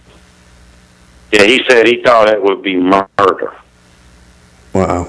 So, the people that want to kill one to prove it's there scientifically and all that, I guess, you got to have a body to prove it. But yeah, I'm kind of like more about no kill, no harm. I think if we just hang out long enough, the body somewhere or a walking truck or something will hit one. I mean, yeah. I think maybe, like I said earlier, there's probably been a body at a time or two in the past, and what became of it, we don't know. I mean, most people don't even have a plan of action. If they walked up on a Bigfoot laying dead in the woods, what would you do? Yeah, I mean, I know what I'll do. I'll get the heck out of there. Yeah. Well, I think a lot of times. As much as I love to hang out. Right. Yeah, the last thing I want is for his family to show up and think I had anything to do with it. That's what I was going to say. A lot of times, most times they're not alone. It may come across like they are, but I don't think in a lot of situations, I think there are others that you just don't know are there. I very much firmly believe that. Most encounters, one animal is reported because he's the one that made himself seen or whatever. But I think rarely are they alone, unless it's just a big male off doing his thing or whatever. I don't think that. Usually, if you got one, you got more than one. Yeah. You got more than one. 2 or 3 is not unreasonable at all. Yeah. And something to think about. I mean, you want something like that mad at you? I don't want no misunderstandings on no kind of level like that. As tempting as it would be to get like a little bit of hair or something off there or something. No, I done thought about it plenty. And I think I'd make a note of exactly where I was standing as I was running as fast as I could straight back out there. Yep. And I'd go get somebody else and say, hey, y'all, let's go get a bunch of fools and rednecks with guns and go down here and see if this thing's still laid on the ground. Y'all go on up ahead. I'll hang back here. Yeah. I think along with that, as I was saying earlier, I've heard a number of interviews with hunters that have encountered them, and on quite a few occasions where they had them in scope and could have taken a shot. And I don't know how many times I've heard them say that I couldn't do it because it looked like a man. So that, your story there, your encounter with that farmer, that falls right in line. I mean, yeah, it was strong. That thing affected me, what he told me that day. I mean, because I really believe that, man. Yeah. And he just like, he was convinced he saw what he saw, and I was convinced he saw what he saw. Wow. It's really, strong testimony when somebody says, man, I couldn't pull the trigger because it's just too close to a man, Yep. Wow. Now, that's an important thing, scientifically speaking. If this can be proven, this is very important. Oh, yeah. And there's a lot of people that will tell you that it will affect things from religion to the timber industry and all this, and that's true. It might. And, does the government know? Well, the government pretty much knows everything. So I have to believe if some old redneck like from South Carolina doesn't see one, they probably know. Oh, yeah. Yeah. Yeah. They ain't out there advertising. They ain't got no interest in it. Why? They ain't, it ain't affecting them one way or the other. Everything's cool like it is, so they ain't got no vested interest in changing anybody's mind or anything. Right. And I believe they're the reason we don't see ones hit by truckers or other people in cars that are on the side of the road. I think they're cleaned up. They get those out of there whenever something like that happens. Yeah. Well, if you was driving a big old 4x4 in the mountains and you come around a bend and you hit something the size of a great big old 8-foot tall bear or something, Yeah. and it tore your car up, the first thing you're going to do is call in. You're going to call 911 and say, "Dear Lord, I don't have that." Yep. And what'd you hit? Well, I don't know. A big old bear or something kind of like a bear, I reckon. Yep. Or whatever. And then what happens? I don't know. Well, the first thing that happens is law enforcement shows up. Yeah. Typically, and then, emergency response personnel. So, I mean, it's easy to see where maybe that kind of way it could get gone, maybe some kind of way. The government works in mysterious ways. They might have some reason we've never, be able to predict, foresee. Who knows? But I have to believe that if old country boy like me knows, they probably know. Oh, yeah. They know a lot of stuff. They know everything. Yeah, I agree with you.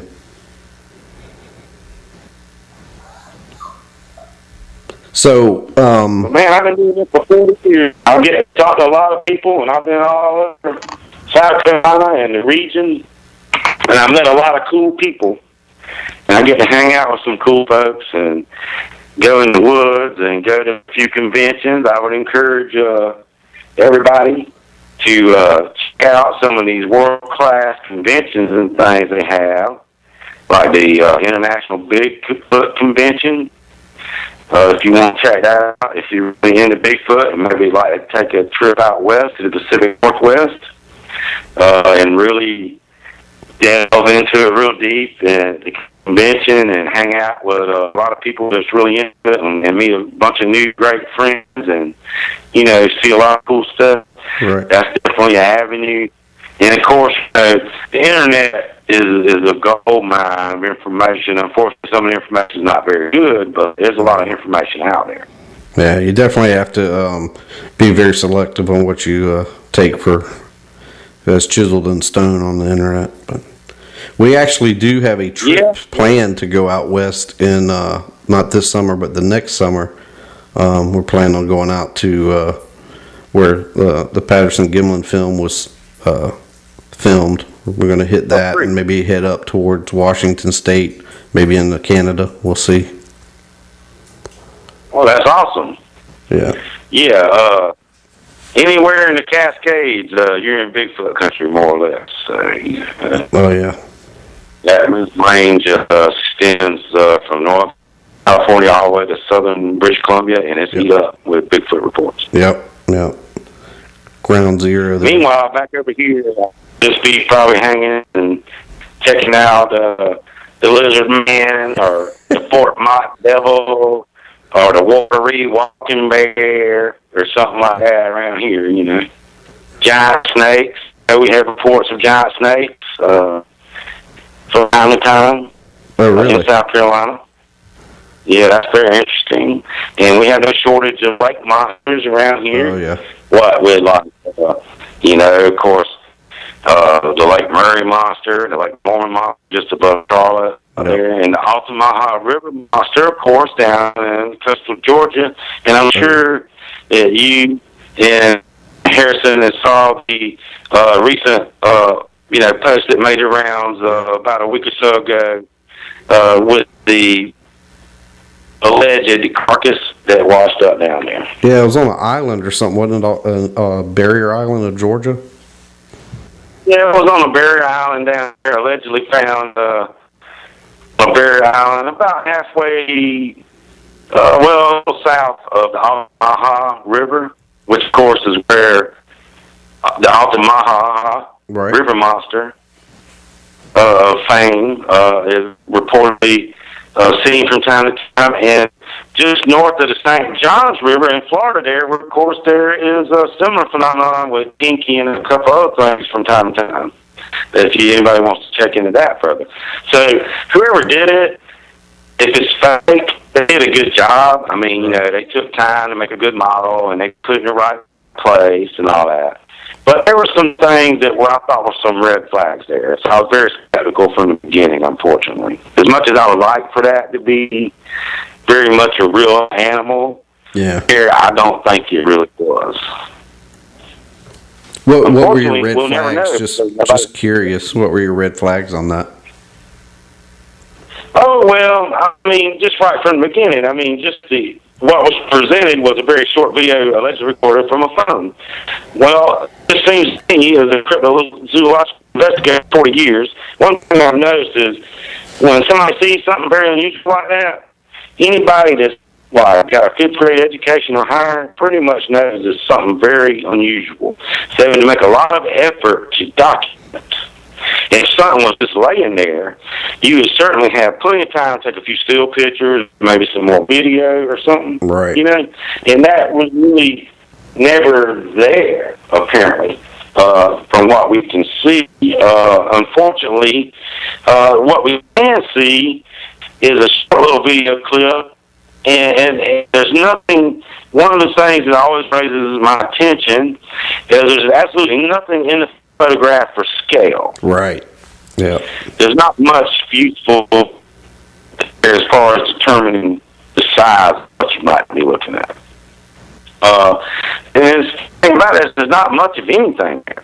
There's not even any birds there that were supposedly, eating on the carcass and all this or anything. I don't know, it's a little too sterile, and it was a little too classic story where the guy goes back at the fish camp. Oh yeah, that's Alti or whatever, But then the carcass is not recovered or whatever. Yeah. I don't know. It's just I would like to believe that that's genuine, but we'll never know apparently because there is no specimen in anyone's custody. Right. Sample, a simple tissue sample would solve that once and for all. Right. So it was like, a fleeting thing, like, oh, here's the Alti, and then, no, I didn't know Alti is home, and I only took this video or whatever.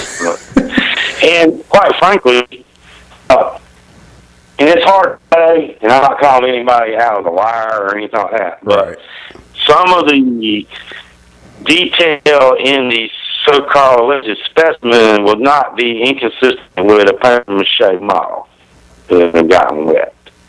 Right. So there are some classic, red flag concerns there. And I would encourage anybody, if you find a monster, don't just, let it go. Right. Or whatever.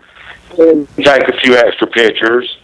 Get a little bit of it in a cup or something. Do something. Yeah. Do something. Call somebody. Do something, I mean, I would. If I saw something like that, there is no way that thing's going back in the ocean or nothing else. I want to make sure that...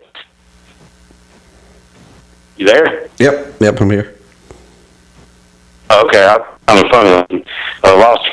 Yeah, I was just going to say, there's no way it's getting away. I mean, I'm calling the news channel, I'm standing on there with my foot on the thing saying, look at what I done found. So, if you do see something unusual, try to document it a lot better than allegedly that was done. And scale is also very useful. Yep. It doesn't hurt if those some kind of object, a common object, whether it's a soda or a cigarette lighter or just a quarter or a bill or something, Yeah, you've always got... There's a standard like that. Yeah, you've got to have something with you. You got a watch, or sunglasses, anything, shoe, something. Your foot. Yeah, something. 10.5 double E out there, folks. That's right. That's right. Something. I got to believe if I found something like that, I would have... 10.5 double E. That's right. Right. Something. Make some kind of effort to document a little bit better.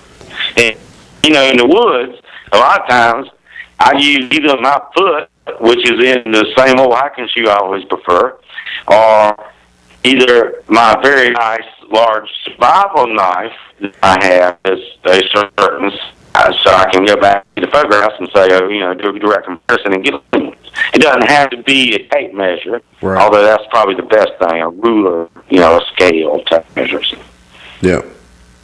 But if your knife's 14.5 inches long and you can lay it right beside it, that ain't a bad thing to do either. That's right. I got to believe if I would have seen something like that, I would try to, take the body, depending on how big it is. I mean, do whatever you got to do to try to preserve it. So. Yeah, well, this guy was allegedly in a boat, and that thing was 45 long, so it couldn't weigh too much. I could have swum up on the bow of the boat if I wanted. Yep. So it is what it is. Oh, yeah. You know, I don't want to say anybody's being dishonest, but there were some red flags for me as an investigator. And I mean, it wouldn't be the first time, obviously. So no. Now, unfortunately, you know. Yeah, that's the bad thing about the whole, cryptozoology field is you get a lot of that. So. But yeah, and you do get all kinds out there. It's like a little slice of society. You get all kinds. Yep. And people have different motivations for doing different things or whatever. And, I mean, there's going to be more interest probably in Altamaha, I would think, except this. Even if, it is a fake, there's going to be more people heading to Darien, Georgia, or Googling Darien, Georgia now, because that's where Altamaha River is. Oh, yeah. Sea monster, what's this? You know, so, I mean, maybe it's some gang or some other reason, or maybe it was really a live animal. Right. Which just happens to look awfully exactly like the description of the Altamaha. We'll never know. Yeah, you never know. Unfortunately, we're not going to know from that possible specimen. But now going to step back to 2012, where you had your other encounter. Can you just run through that real quick? I know we've had you on the line for quite a while, but I kind of like you guys across that. I mean, it should have been more thoughtful, actually. Yeah, sure, man. Actually, it occurred only a few miles, also in the Wateree Basin, which is part of the Wateree Basin. A few miles from where my encounter happened in 1978. It wasn't very far from there at all. I spent a great amount of time working that area. I worked the Wateree Basin a lot, the Santee River, Wateree, Congaree. That's kind of like my primary area, with maybe more like the Great PD, Little PD, Lynch's River kind of being a secondary area of interest. But that encounter happened in 2012. I was on very, very deep in the river swamp there. I'd crossed, I think that was the fourth creek I believe I was crossing, or cut. In the river swamps, the water level rises and subsides frequently, and there's lots of little creeks and cuts and things in there, and to negotiate traveling through those places, often you have to wade or cross a body of water. Right. That makes it difficult for humans to get to some areas, which is, good for other things. So I was crossing a body of water, a creek there, and I was probably thigh deep in water. My camera, I had a Sony Handycam. It was one of those digital 8 Handycams, where in my backpack, in a dry bag. This is the only camera I got. I don't want to drop in the swamp. So every time I come to water, I got to put it in a dry bag, throw it back in dry in my backpack, or go through all the routine. It's killing me, but I can't lose my camera. Right. What you gonna do? So I'm crossing the creek there, trying to work on my footing, and I'm being quiet. The sun's right. The wind's in my favor. Everything's cool. I'm being real observant, and I didn't see at first anything there, but as I was crossing the river, the direction I was heading in, I was kind of like thigh deep in water down in the creek there, and maybe like looking at the bank, almost over my chest level, maybe head. I could see over the bank, but just kind of barely. So, like, to my right, there was some thick stuff right there. And something got up, something really big, just got up and tore out of there. And at the same time, from away, way out there in front of me, seen this very large, not quite as large as the one I saw on 78 maybe, but almost that size. Very large. Look, exactly like the one I saw on 78 basically. Down on all fours, running, kind of away from me, off in the distance. He's down on all fours running, and his upper body popped up and down like twice. And the third time, he took off running on 2 feet, and he was like grabbing the trees and stuff running into it. And it all happened quick. I'm standing in the middle of the creek. I said, oh my God, my camera is in the backpack. So the first thing I thought is I ran out of the creek. I got up there on the high ground, and I took my backpack off, and I put my camera in the bag, and I went running the way they had went. I said, hey, because I never saw the one that was close to me, but I'm pretty sure that's another one right there. It was even closer, but because the terrain where the bushes were, the vegetation, trees, and the undergrowth, couldn't see that. I never made visual with that one. But I could see the one that was a little bit far away because there was less undergrowth. And it was such a bizarre way it ran off that. And it ran so quickly, it just startled me. It ran so fast, so suddenly, I always describe it this way, it could have caught a deer. It could have outran a deer through those woods. And that is saying something. Right. Because a deer can really move through the woods, and just a lot bigger than a deer. But it moved with speed and agility. So I whipped my camera out on my backpack. They're running the way, and I found tracks. I found the tracks. I found the tracks of the one that I seen, you know.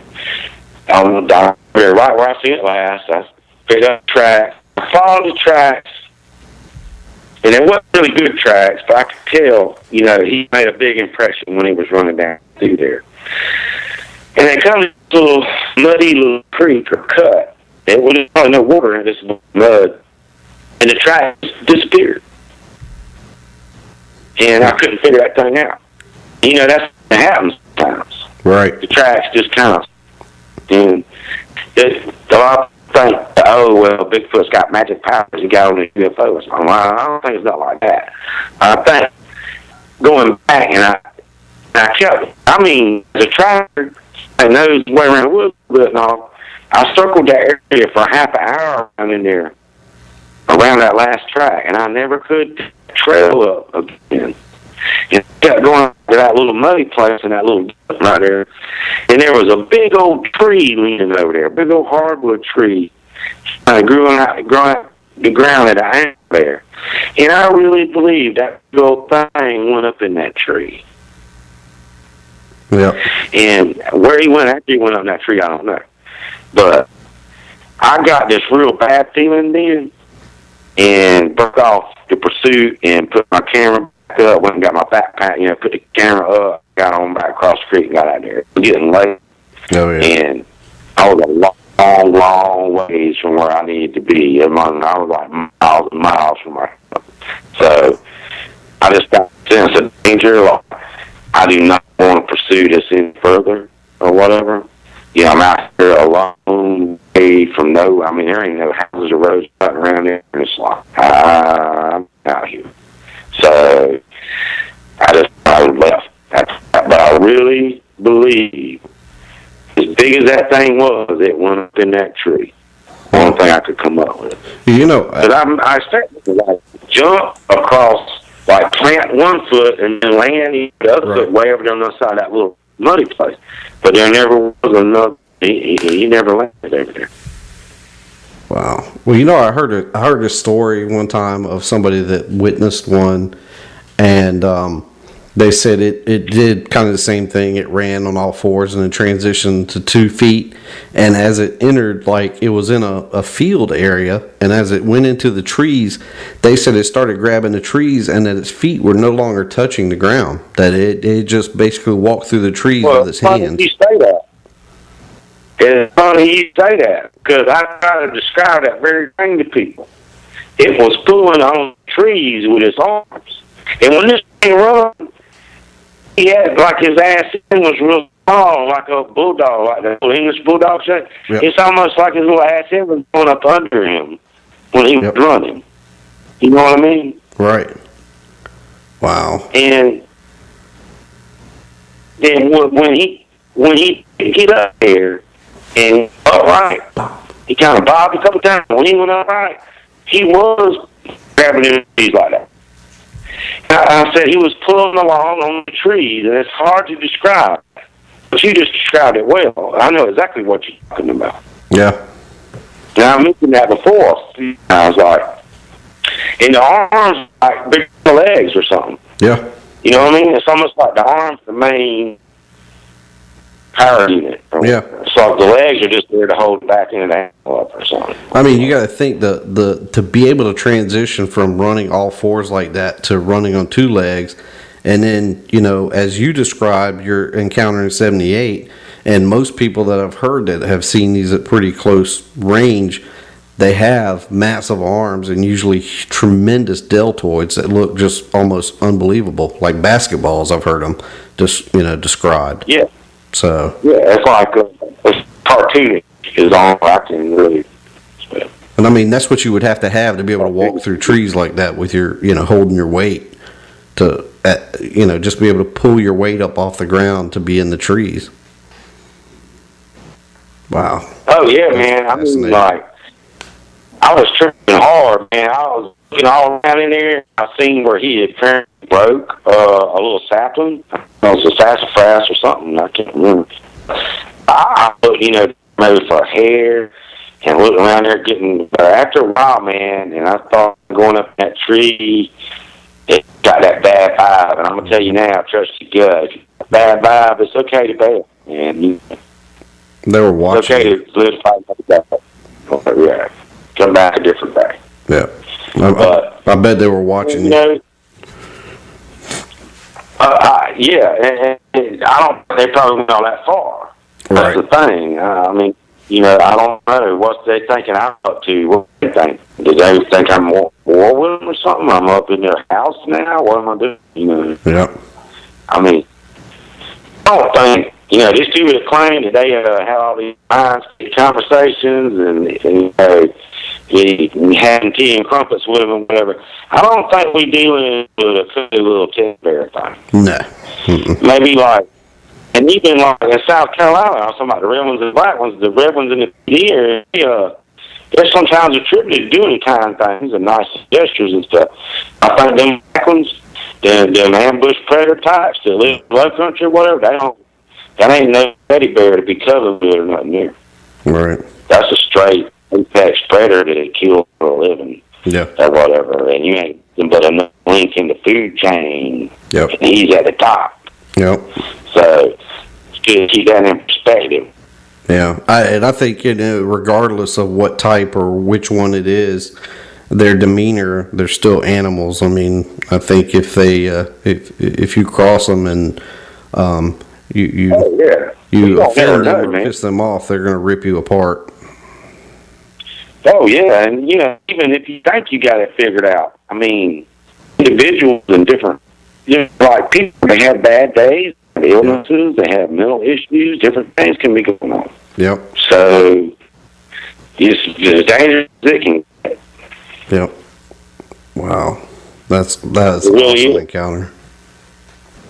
You know, a lot of people tell you about migration and stuff like that.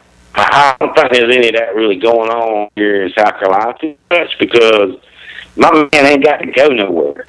You can't walk around in the river swamp around there without stepping on food. You know what I mean? I mean, that's where the fresh water's at. You ain't got nothing to go out there. Yeah, they really. Maybe. Go ahead. I was going to say maybe out west, so you know, like you got like more open expanses where there's gamers that like travel up and down in elevation from the mountain to the valley seasonally. Then maybe my man migrate more then a little bit, move up and down, follow the game herd or something. Maybe. But there's no reason to do that in the river swamp right here. Right. Right.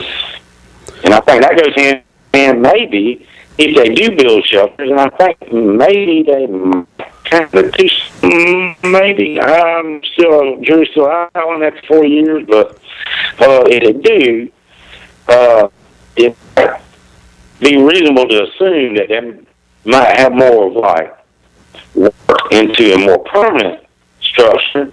They might build one here where they migrate somewhere where they move around season to season, might put less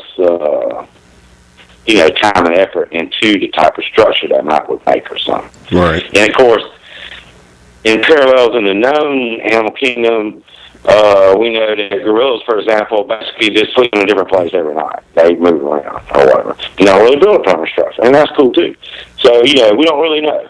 Right. But we can only speculate. I don't really think there would be much need for one to migrate around here.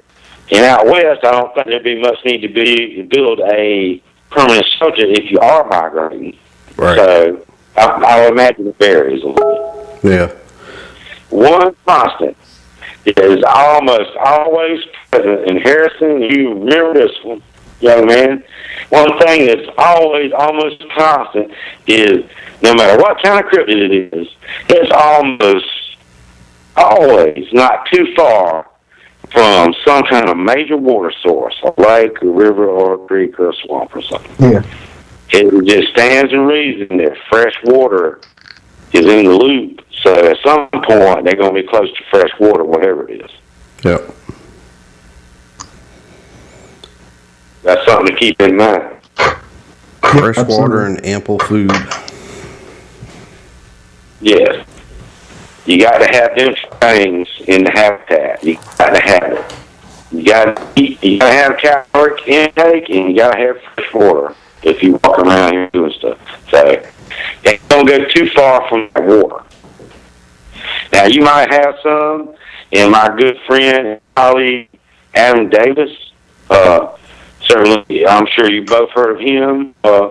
He is currently doing some work in the American Southwest, along with some other good friends of mine, like Big Dog Mendoza. I don't know if you guys in the field, but really great. And those guys, there ain't maybe something like that in certain areas, in more desert areas than we have in the Southeast. But even here, no matter where it is, it doesn't seem to be very far from some sort of water source, whether it's the Pacific Northwest or, South Georgia or wherever. Yeah, and that was a comment I was going to make about that region of South Carolina going towards the low country out towards the coast. I mean, there's so much water, and rivers flowing out that, I mean, it only makes sense that obviously you got deer and you've got plenty of wild pigs, and you've got water that they got everything they need to sustain, and plus we got a moderate temperature. We don't fluctuate very much between seasons. Well, down here, of course, the heat in the summertime will be more of a problem than cold in the winter. Problem. Yep. So that's more motivation to get close to the creek. Yep. So there, that's water source. Yeah, man. It just going to that water. It always does. Never too often that old river swamp. Yep. Yeah, I encourage people. One thing I've done with moderate success over the years is just going, like, at odd times, like, if you can find a boat ramp that's not active in the middle of the night, like 2 in the morning, because, like, our public boat ramps, they are in the middle of prime habitat. Yep. They are down in the middle of the river swamp a lot of times in a really pretty interesting place to record audio. So if there's not any boating activity that's interfering with audio or anything, and you can get to some of these remote boat ramps, that's a nice legal place for you to be where you're not sitting on someone's private property or doing anything you shouldn't supposed to be doing. I've done some of my best audio from sitting at boat ramps. Probably the best piece I got it came from the 601 boat ramp. You know where that is on the Conroe River? Yep.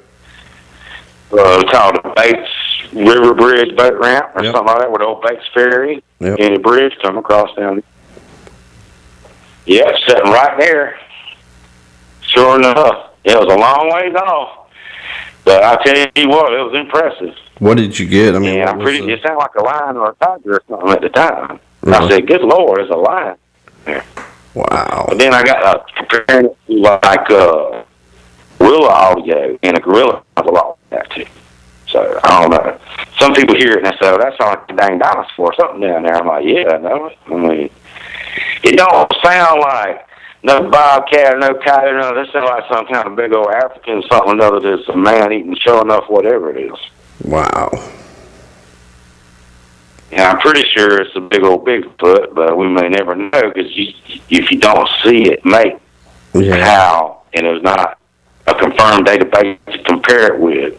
Right. Now, there are some people in the community doing some really great work with sound and database and comparison, and I think I should go out of my way here to mention the very fine work of the Olympic Project, and particularly David Ellis of the Olympic Project and his work that he does with the audio. There's some other people out there that do really good work, but I really have tremendous respect for David and the work he does there with the Olympic Project and other endeavors he's involved with. He really, really, really knows his stuff. And he's got the science to kind of back it up there. You know, there again, I'm always looking for the common sense answer and not the Bigfoot tracks. I don't see where the next track is, so he must be interdimensional. Right. No, you just don't see where the next track is. You know. Right. You know, and there's a reason for it, but it don't have to be interdimensional. There's probably something a lot more simple like that, like you went up in this tree or something. Yep. You know. Yep. It don't have to be the most far-out answer. Right. Always. Science is very helpful, and I think whether you're out there trying to prove the existence or you're just trying to learn for yourself, which is, of course, been my motivation my whole life, is just a self-interest thing, a passion for it. I'm never really trying. I'm not out to prove Bigfoot exists. Who am I trying to prove it to? I mean, you know, you got to keep the science real, no matter if you're doing it for yourself or somebody else. Because you got to stay grounded in common sense and reasoning. You can't. And you know, we get this thing in the community where I think people will go and they get interested in stuff and they get frustrated, or maybe they see something and then it's a really long time again and they don't never see nothing else again, and it's frustrating for them. And some people, it's almost like what I call validation syndrome. They have to start making up these incredible claims and stuff like, oh, yeah. You know, like, I'll just repeat it a lot of times, like, yeah, remember that guy says Bigfoot guys over there saying they riding aliens, UFOs or whatever, playing with unicorns and all that. He knows. People got different theories. I ain't knocking nobody. I'm just saying, I try to keep it real in the science domain. Right. I mean, they just get, some of them get far-fetched. I mean, really far-fetched. So. Well, you know, one of these things, like the infrasound thing, I give that some potential credibility. I'm open-minded about it. I mean, we already know some large animals use infrasound for different things. Like, you know, elephants on the African savanna use it to communicate for hundreds of kilometers, maybe 1,000 kilometers or more. And we know that maybe like a tiger would use it to kind of disturb the prey mentally before it pounces. We know the animal kingdom needs lots of things, so it's not like totally, you know, that's not like saying it turns invisible. Okay, there may be some truth to the infrasound thing. It's worth investigation. Now, the whole, like, you hear people talking about Bigfoot cloaking and stuff like this, and mind speaking. Why has it got to be that? Can't it just be like a bear or an alligator or a man or everything else? Why has it got to be magic? Right. You know, that's when they lose me. Yeah. I don't think there's no far-fetched answer to none of that. I think there's a flesh and blood scientific reasoning for all that's going on. Yeah. There's going to be weird stuff, and it's hard to explain, but we shouldn't be eager to grasp at irrational concepts. Right. Yeah, I totally agree. I mean, it's... Well, I'll tell you another thing. You know, it's interesting over the years and talking to different people. And you're from here. Are you from here, Brian? Oh, yeah. Been here all my life. Yeah. I thought you kind of got that vibe, or yeah, you know how it is, like down the country, whatever. A lot of them old country folks, man, they're kind of funny acting. They don't want you messing around. You know, you don't never know if a man's got an old corn liquor still down there or something. You know, but sometimes people will open up to you, and they come off as being really credible because it's like I was saying before, they ain't got nothing to gain from that. And I think that speaks just to in itself to a degree that there's something compelling going on. Even if you don't believe me, and if you could talk to that Farmer Simpson that day, I swear I believe you believed him. You know, it's been hard not to believe that man. Oh, yeah. So, even in the face of lack of a hard specimen to put on display, we do have hair samples. When I say we, the community as a whole, there's hair samples that can't be matched, and there's footprints that have been cast that, you know, very much suggest something real animal making the footprint, very unusual. Oh, yeah. So there's some evidence there. What there is not like the absolute smoking gun that's needed to convince the scientific community. And that's really who you're talking about convincing if you're trying to prove something, because, I mean, the average person, the general public per se, is going to believe whatever people tell them, whatever's on the TV, whatever. Right. And, you know, the government, they probably already know whatever, they don't care. But so the scientific community is who you're dealing with. And they simply, it's cut and dry. Show me the specimen. So we can holler mind speed and interdimensional and all that, but I'm telling y'all, we're going in the wrong direction as a community. That's not helping the cause for scientific discovery. Okay, what it does is it makes outsiders, it puts a stigma on the subject, and then outsiders and people, most importantly, members of the scientific community, are not allowed to take the subject matter seriously without facing scrutiny from their peers. Yep. This is a very important concept because science is peer-driven. Yep. It's peer-reviewed. Everything is criticized. And that's by design. Yep.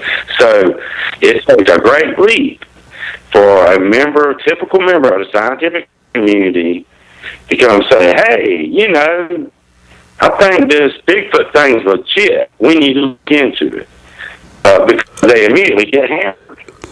Now, it's not as bad as it used to be, but still yet. Oh, yeah. The court of science is a very difficult sell. You can't just come in there with eyewitness testimony. That's not good enough. It don't matter who you line up. Yeah. It don't matter. You got to have a specimen. Yeah. So we can talk and speculate, and that's fine. But if people want to prove things, it's going to come down to that specimen. And it's protocol. If you get a specimen, you do and that type of thing. You know, I would much rather personally see, rather than somebody just shoot one with a 30-06 one day to prove a point, that, you know, maybe with somebody like, I don't know, with relevant experience. I tried to facilitate this one time, and I figured out how much it was going to cost me to do this. But somebody that, like, darts gorillas for a living, and there ain't but, like, 2 or 3 qualified people in the world, and I can tell you that right now, and there's one guy you want more than anybody else, and he lives in South Africa, and he ain't cheap. Wow. Okay? He's the world's best at darting a gorilla. If you want to put a gorilla to sleep, he's your man. Well, just stands to reason he might be in a good position to maybe know something about darting a Bigfoot. But all you're dealing with maybe something between a man and a gorilla, right? There's not a lot of difference there. I mean, as far as the amount of chemicals, it's a weight-based thing. If you got a large primate, it's a matter of poundage and how deep you want to knock him out. So, but having said that, we don't need a bunch of rednecks running around in the woods with a nest of darts, because you don't know the correct dosage unless you're a primatologist with a lot of different degrees in medicine, or you dart gorillas for a living. You are not qualified, cuz. So just stand down on the dart gun.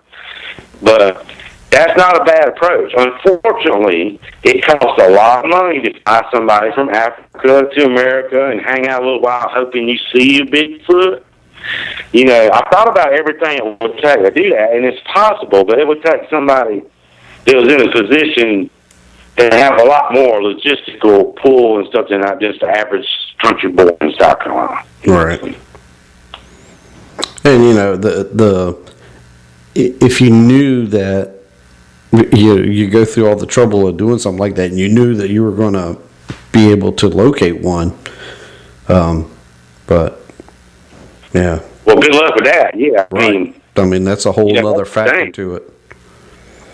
It took me like 3.5 decades to see the second one. Right. So, like, I can't call a man up and say, "Hey, come see this Bigfoot," or whatever. I know the reality is it don't work like that. Right. So I worked a very long time to kind of figure out where they was around here. If you know what I mean? I kind of know where they at. Right. And I kind of know where to go. And I was thinking, if you had a team like me on the point out there tracking and identifying and locating, then you had the team come in with the dart gun to, like, hopefully somehow get them there while you still know where the Bigfoot is. I mean, it's almost like Mission Impossible. It would take a tremendous resources. And then, of course, if you successfully dart one, then what do? Well, then you need a team. Right. You need a team of qualified people. You need a primate veterinarian or a primatologist at the very least. You need some kind of vet there. You're going to need people to collect DNA. You're going to need people to photo and video document the collection of DNA and the whole thing. It's not so simple when you really want to do it right way.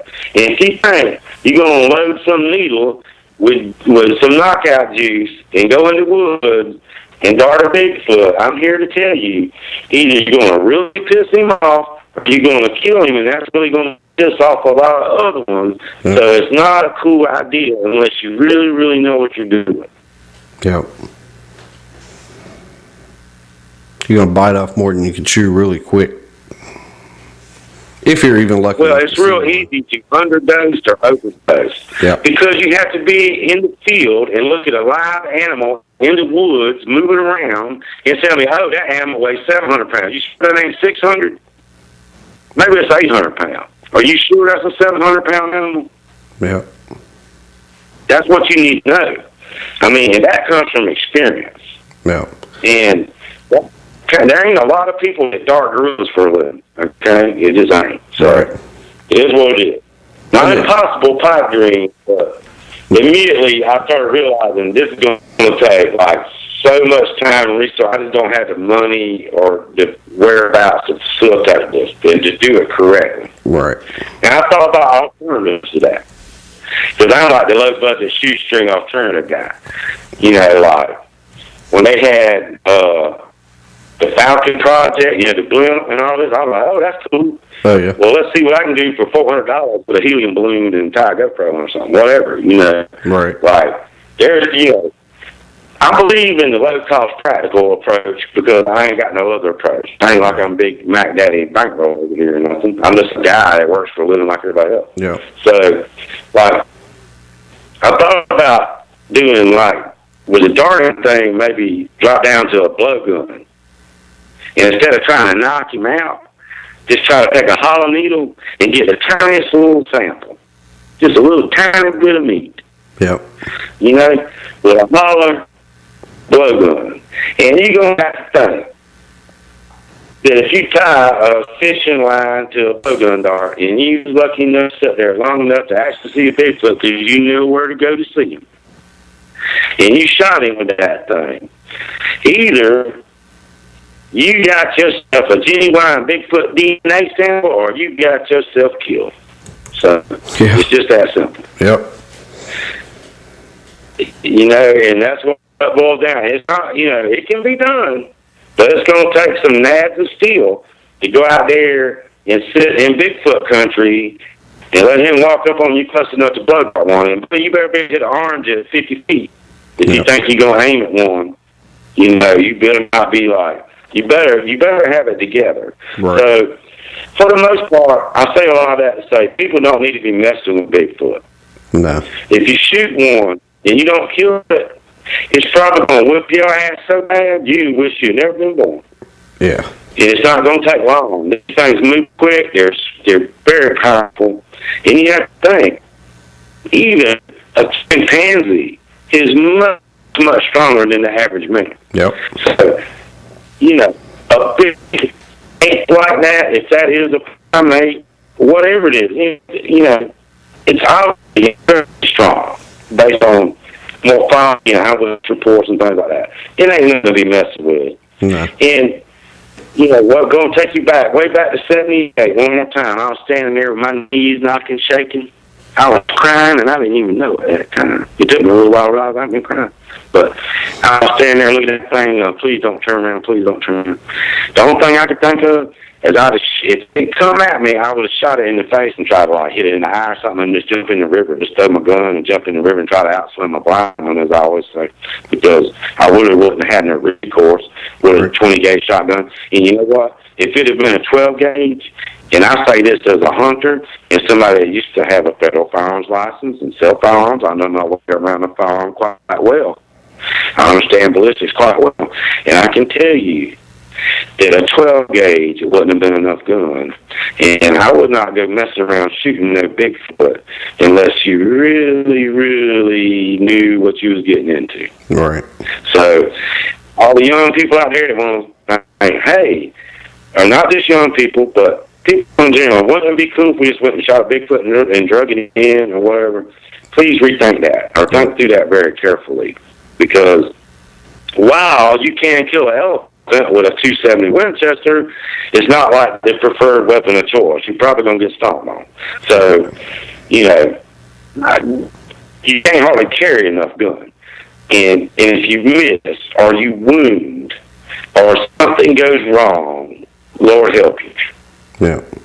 I mean, even if you do get the perfect shot and a potential kill shot, the burst of adrenaline that animal is going to have, I mean, there's still a tremendous chance that he's going to just obliterate you before he goes down. So. Oh, yeah. I mean, even with a high-powered rifle, you can shoot a deer and watch it run off. I mean, you know how anybody that's been around the country, down here in the South, a lot of folks hunt. If you don't hunt or fish, you know somebody that does. And, you know, a lot of hunters will tell you, you'd be surprised. Now, sometimes one will roll right over on you, but a lot of times, you know, a wounded animal can go a little while before it gives it up. And the last thing you want to do is make one mad. Yep. I don't think there's like come cuddle with me, love thing going on. No. This very big, powerful apex predator. Yep. Yep, I totally agree. Nothing there, nothing to play around with. No, it sure ain't, Brian. And I tell you what, I encourage all people to protect safety when you go in the woods. I kind of come up in the woods and all like a lot of folks down here. And, man, there's so much that can go wrong in the woods already. You don't really want to be angering the Bigfoot if you see one. If you're lucky enough or unlucky enough to run across one, I wouldn't try to start no gun.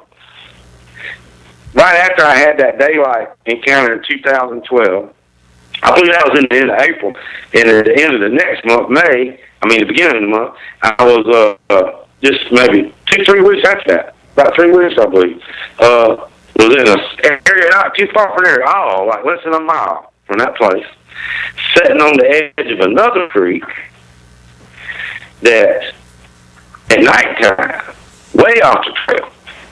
And I come down there, and it was dark, but sitting at the creek there, I could kind of see across the creek enough from the creek bank and all. It was kind of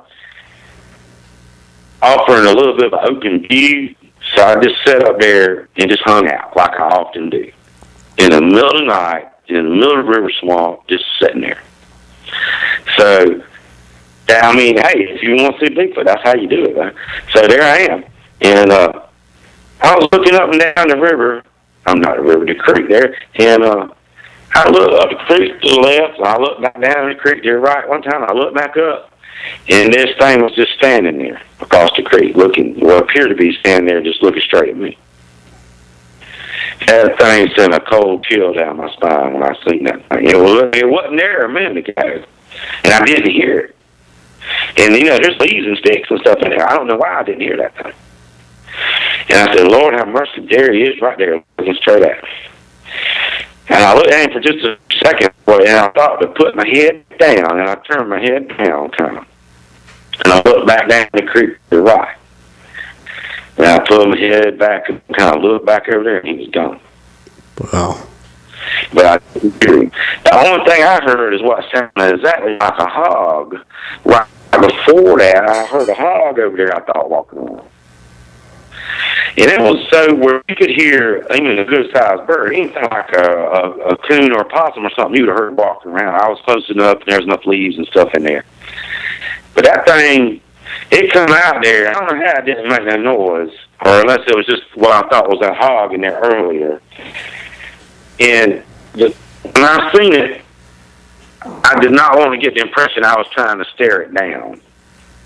Because, it's kind of a common thing, like a submission thing, to put your head down and not make the eye contact. Like, oh, I'm sorry, I didn't mean to throw you or whatever. So, I immediately went into that, because I didn't want no part of that. Right.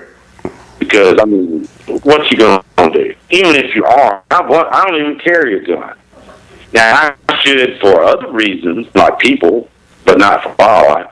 But I usually don't ever carry a gun anymore. And hardly ever have. I have many guns and all that. I'm Second Amendment guy and all this. But I don't when I'm Bigfooting, because it ain't going to do me nothing but get me killed. If I'm stupid enough to somehow think I remember I got a gun and pull it, it's going to get me killed. Because you think you're going to pull out a little 9mm or something and, take care of business if Sasquatch gets on you, I got some news coming for you, cuz. Yep. You're going to be eating that thing. Yep. Because you got no chance with something like that. Average handgun ain't even going to do nothing but piss one off. So there is no real sense of security there. There's no point to even carry the gun. Right. Nothing good's going to come out of it. Unless you think of firing a warning shot and hope that it goes away, is a good option. So, I carry a spear, I carry a big knife or something. I always got some kind of something. So wildlife, I like to have my spear because it's real handy for herding hogs that want to get closer or cottonmouth or something. Right. So, a lot of times I have my spear. It's not like I'm completely unarmed.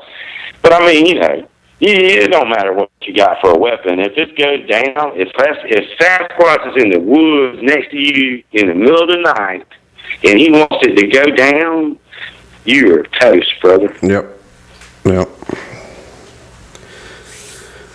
That's for sure. You're just toast. Yeah. There's definitely, there's no competition with them. Wow. No. He's the king of his domain. Yeah. He avoids us and all, but you got to think about it this way. How smart is a Sasquatch? Well, I'll tell you. He's got a big old brain cavity, and he don't waste none of that building those cell phones or airplanes or nothing like that. You know what he does? He's into eating, he's into mating, and he's into defending his little bit of mating and eating. Yep. And I would not be messing around too much with it. Do a lot of research before you go be bopping down in the Bigfoot country and try to take a stick to one or something. Yeah.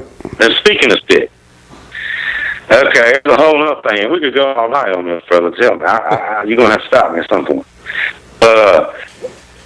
sticks, man, wood knocks. Okay, let's get into wood knocks. All right, here's the deal on wood knocks. You done heard it all. Okay, fine. Now, I'll tell you what I know. I know for a long time, I didn't never make no wood knock or nothing. I just sat in the woods at night and listened, observing carefully, trying to record audio and stuff. Okay? Well, South Carolina's real hot in the summertime, so, like, I mean, it's still like 85 for a low sometimes, so I do a lot of nighttime stuff instead of daytime stuff, for obvious reasons. So, you sit there at nighttime, you quiet, you record all, you listen, you observe, and I would hear what sounded like a knock on occasion. And oddly enough, sometimes there would be like a return knock from another place. And sometimes there would be two knocks instead of one, and that kind of thing. And I listened to this for years. And I heard people talk about wood knocks and stuff. So I went and I got me a nice little hickory stick that I got right over here. I got it right here. I can grab my hand on it. My lucky stick, all right? So I got my good little hickory stick, and I studied up on what the sound really sounded like. And you'll see people take wood blocks and slap them together and baseball bats and whatnot. And that's not what I heard in the woods. What I heard was something that sounded very much like a stick hitting a tree, much like a cypress or a cedar tree, maybe, and having a bark on it, kind of a clean, crack. Right. See, a Bigfoot, he ain't got no wooden blocks in his pocket, and he ain't got no baseball bat. He might have a good hardwood stick, though, right?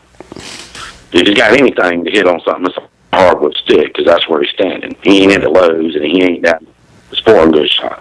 All right, so I emulated what I thought was very close to what I was hearing. And I had some success. And then it occurred to me, I was basically trying to lure, and I was communicating with this animal potentially that I did not understand even what I'm telling it. And then I got to the point where I feel a little like, trail mix or a little beef jerky on a stump or something. I kind of ease on out there and, maybe just like he come in there and found it and thought I was being nice to him, right? Wrong, and wrong. Everything about that was wrong, and I'm going to tell you, there's a reason they don't tell you to feed the bears. I always tell you don't feed bears, right? There's a reason. Because you install a habit. You install behavior by doing that. And you modify behavior, and you do with a lot of unknowns.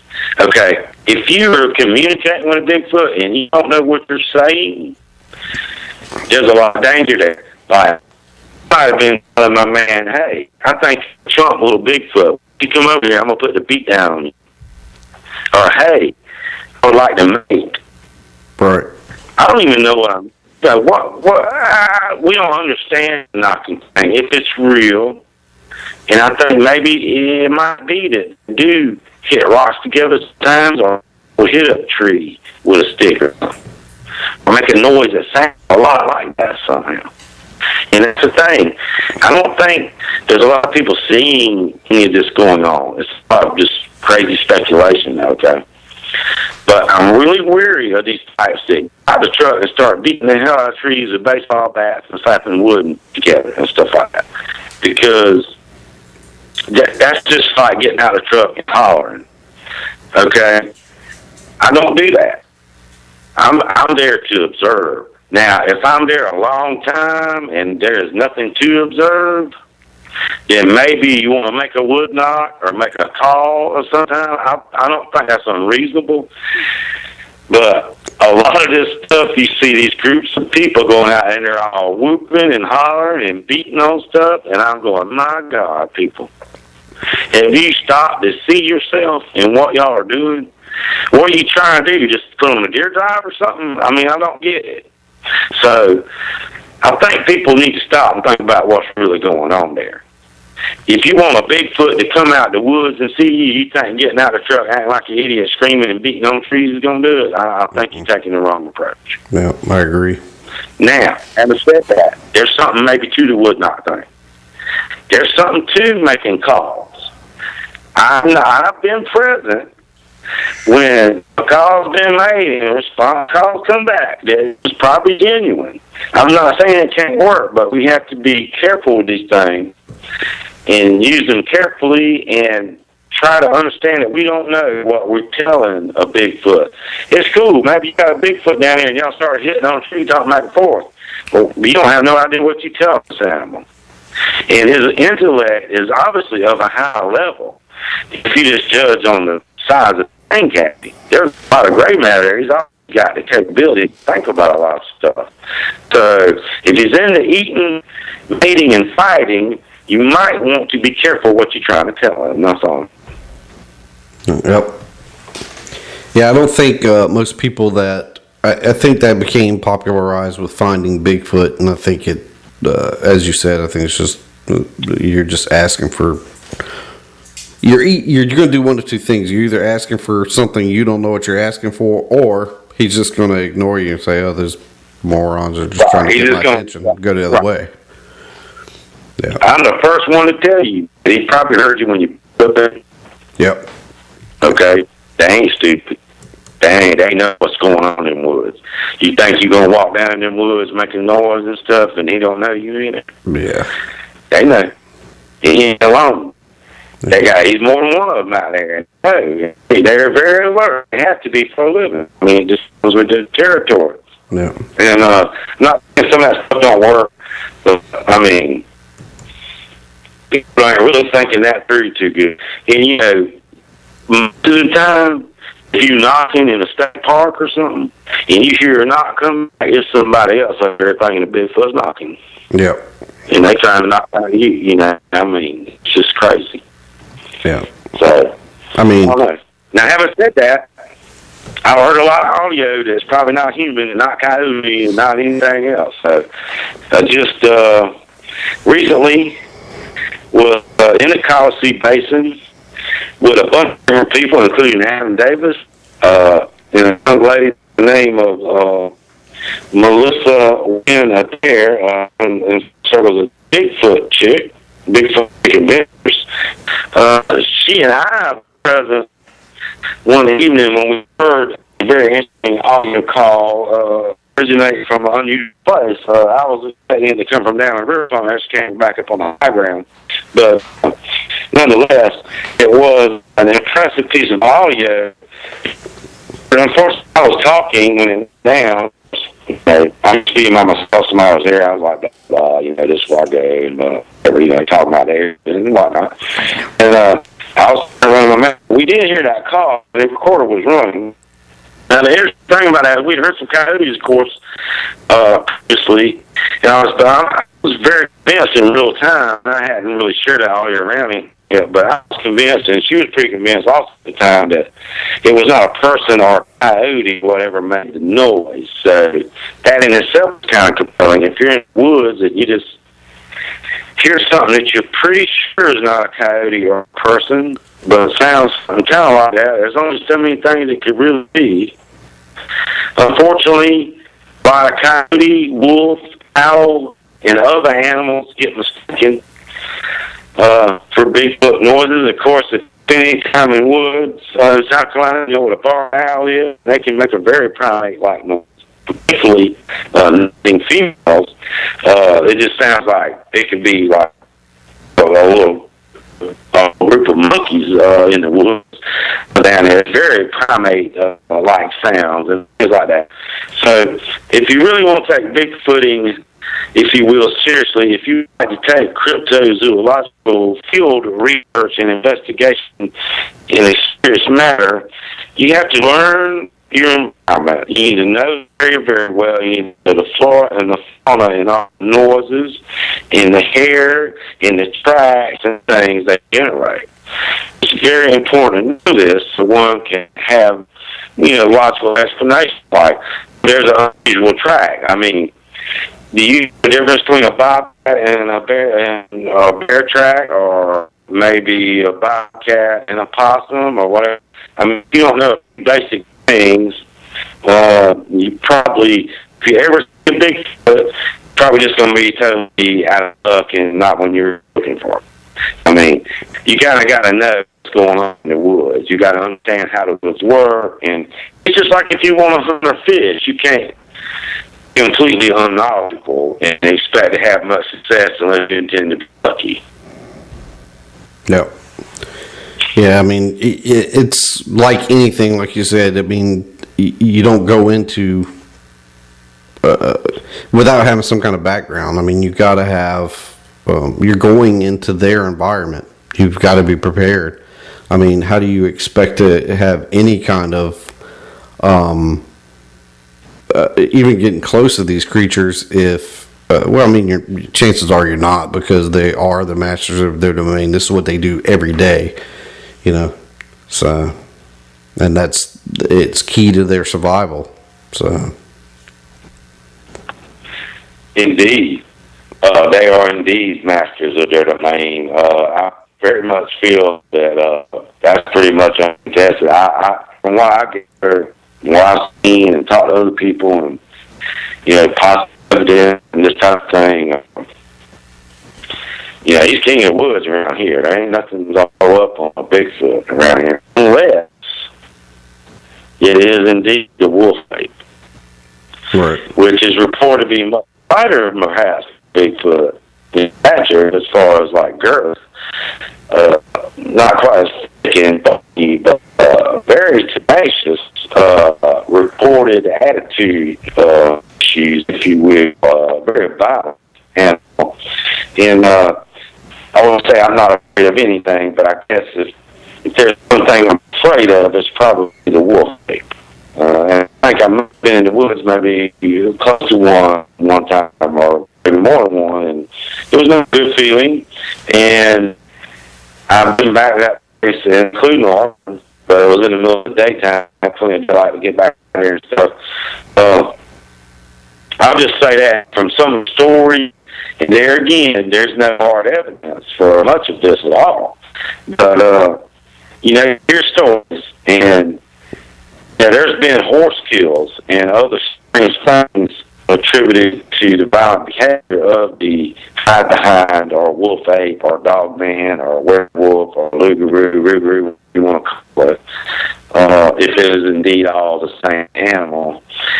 There, again, it's kind of cultural thing. Who you are, where you come from, and where you live at, who you hang is what you call it, I guess, anything. But that thing is certainly alleged to be very ill-tempered and quite capable of extreme violence. So that's the one little. I mean, a big. I get some slack. I don't think like if you run across the wolf, it might not go down good at all, because they just like got bad attitude from the Jump Street apparently. Now there again. Hard evidence, good luck with that. But there's always stories. And stories are not new. That's something like in the case of Bigfoot or in the Hind here in South Carolina. There is certainly no shortage of a history there. Certainly not only since white man got here, but long before. So that in itself, something should not be readily discounted. One must take into consideration seeing something, and they have been for many centuries, if not more.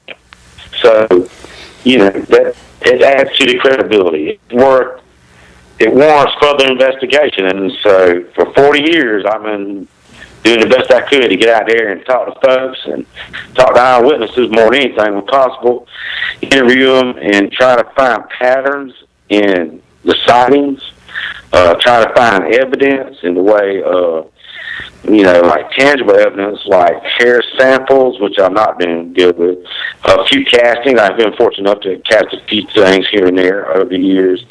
But, as far as like hard evidence, not really. I've got a couple of possible pictures that the resolution is so poor on them, I don't even, because quite frankly, for video or photographic evidence to be compelling, it would really have to be some, up close HD video or something. I mean, it would have to be really good.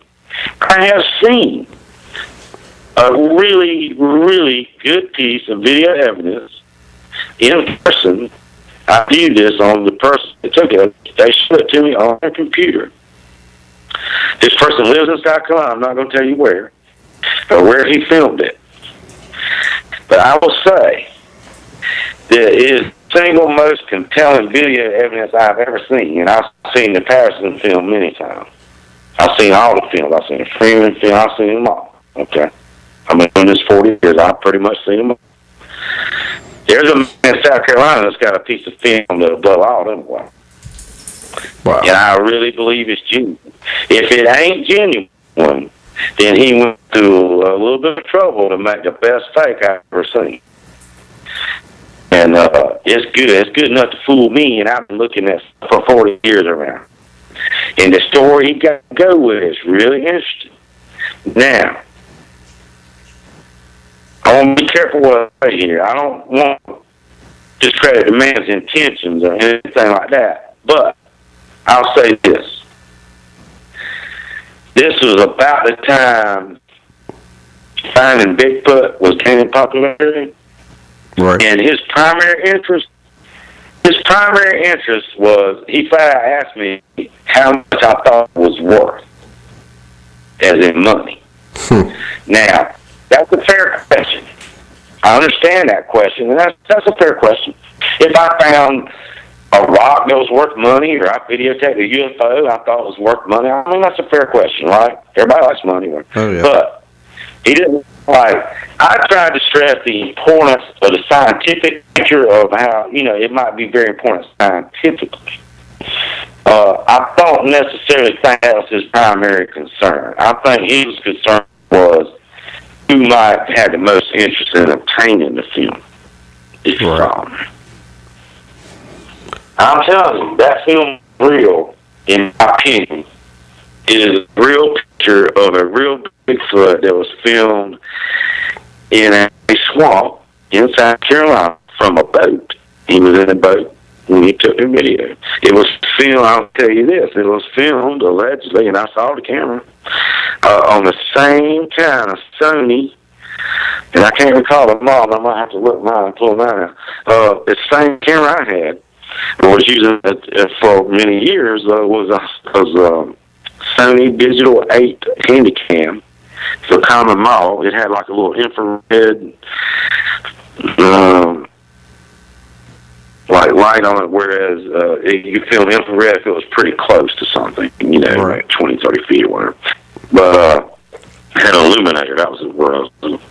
But this man did film that. I can tell you, I've seen this film, and it's probably the best Bigfoot footage I've ever seen. It was filmed right here in the state of South Carolina. So if people tell you there ain't no Bigfoot in South Carolina, they full of it. I done seen it. I know other people seen them. I done seen video. I done seen too many witnesses. I done seen too many reports, too many patterns that correlate and things like that. We don't have a body, but we sure got a lot of other stuff. Oh, yeah. I mean, we got, perfect environment for them to exist, especially out towards the coast. But, I mean, really, pretty much the whole state has an environment that's, we got plenty of water going through South Carolina, plenty of forest, and plenty of animals for them to feast on. Well, and that's one thing you touched on, is how much fresh water is.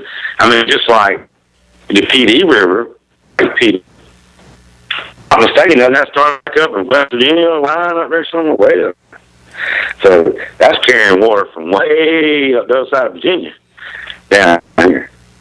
So, I mean, you look at the drainage for the Colossi Basin, like the Carolina Wateree, that's a lot of water. That's all the water from the Catawba River and all that coming down to the Wateree and everything. I mean, there's a lot of water coming through the state.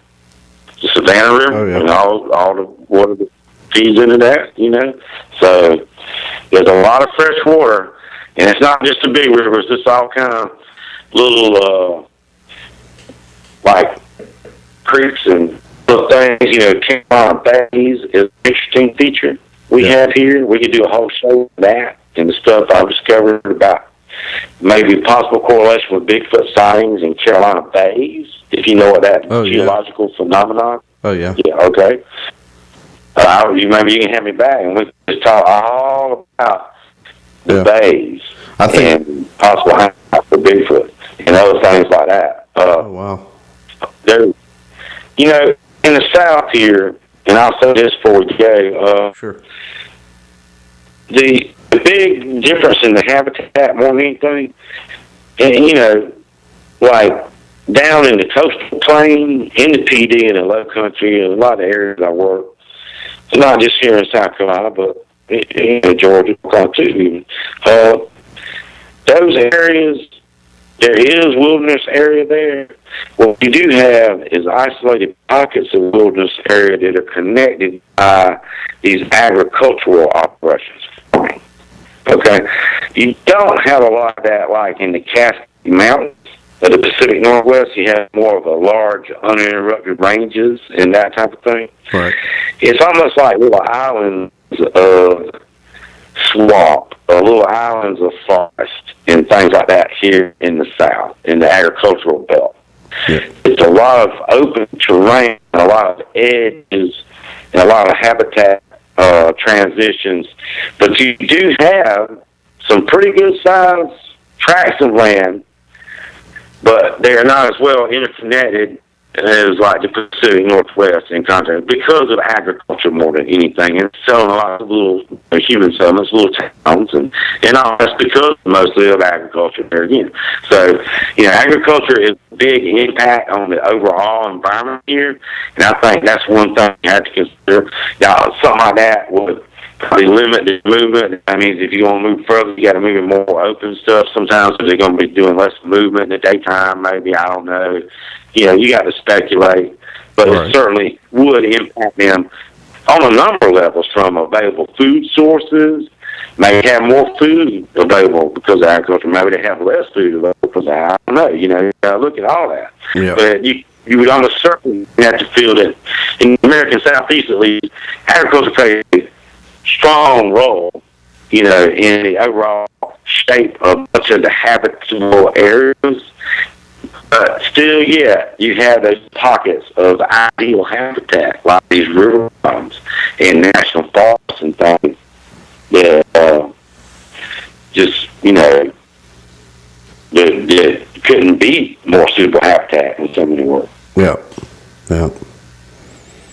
I think that's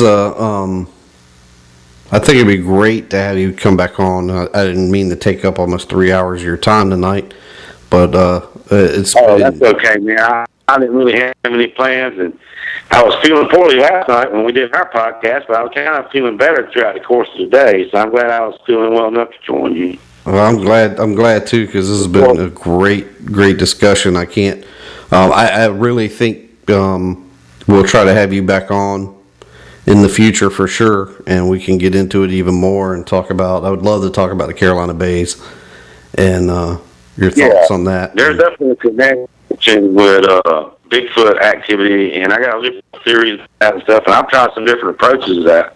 Of course, in the interim, you can catch me sometimes on my podcast. I have a podcast for myself and Adam Davis and a few other nice folks.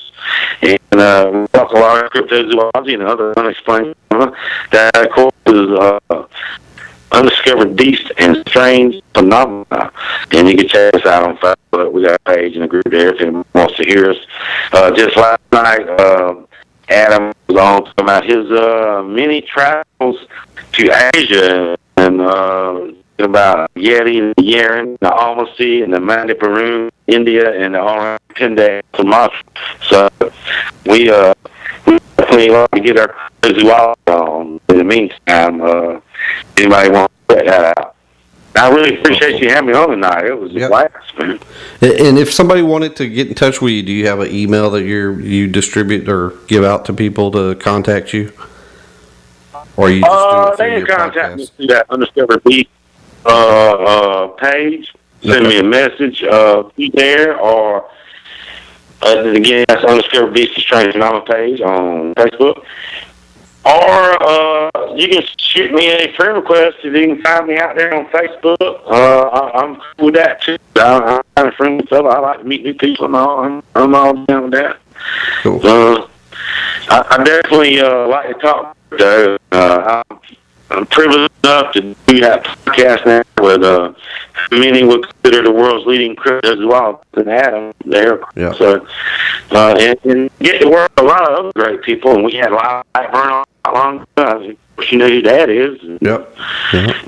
This great book about Lizardman we were talking about earlier and everything. And, you know, we get to have all those folks on. And we talk a lot of cryptozoology. We talk a few other things. A little bit of UFO talking stuff like that too, like a good unsolved phenomenon.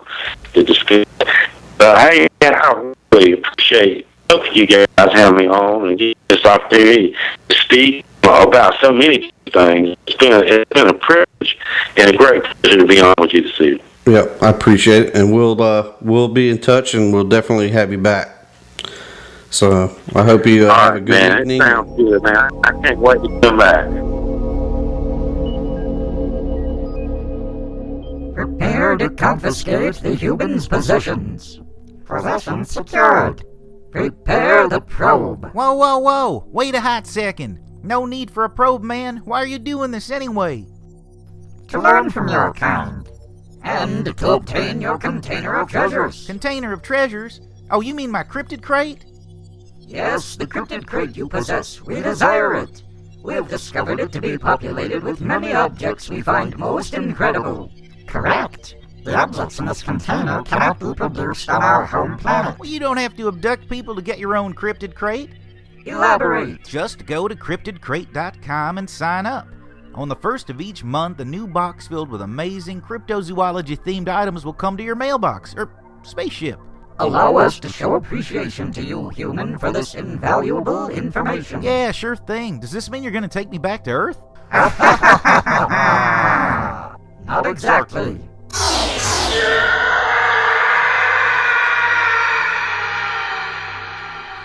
All right, we're back, and hopefully everybody enjoyed that interview like we did.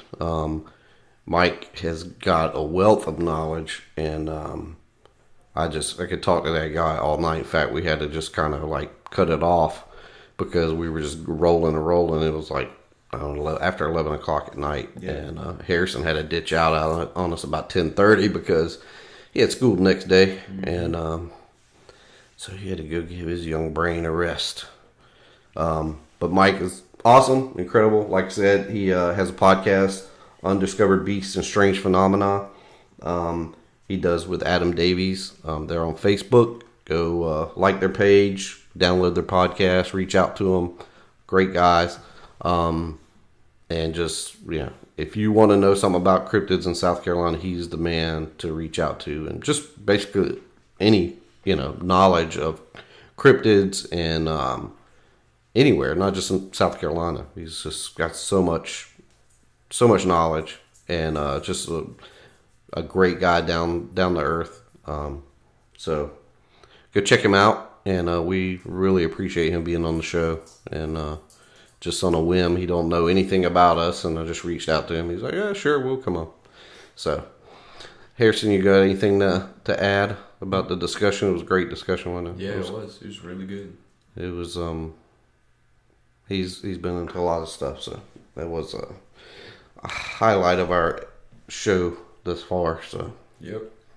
And we hopefully everybody liked it. We did some audio troubles, I realized after the fact, but I think it was my laptop acting screwy, but hopefully you got enough out of it. There was no way to repeat that and try to get a better audio, but anyways, I think it went really well, and we appreciate Mike coming on. And like I said, one last time, Undiscovered Beasts and Strange Phenomena. Check him out.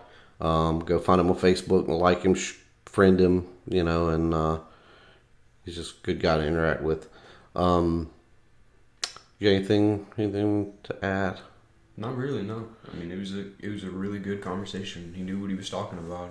He's we learned a lot from him, for sure. Yeah, he's an SME, as they call it in the Army. He's a subject matter expert. You know, he knew what he was talking about. Yeah. He, I thought it was interesting, his whole correlation where he took the sightings in South Carolina of Sasquatch, Bigfoot, and the coloring and his whole description of that and plotting it out in the locations. I would never thought to correlate that, but I mean, there's obviously something there. Yeah. So he's definitely. I've never heard anybody talk about that and that level, that degree. So that's awesome, because I learned a lot from him from that discussion. I learned a lot just from that one part of the discussion. So it was amazing. So we're so glad he came on. And sorry, Queso had to add his little wine in. He's sitting here with us tonight. I guess that's going to be it. We're going to wrap it up. I mean, it's been like 3 hours, I think. Yeah. Anyways,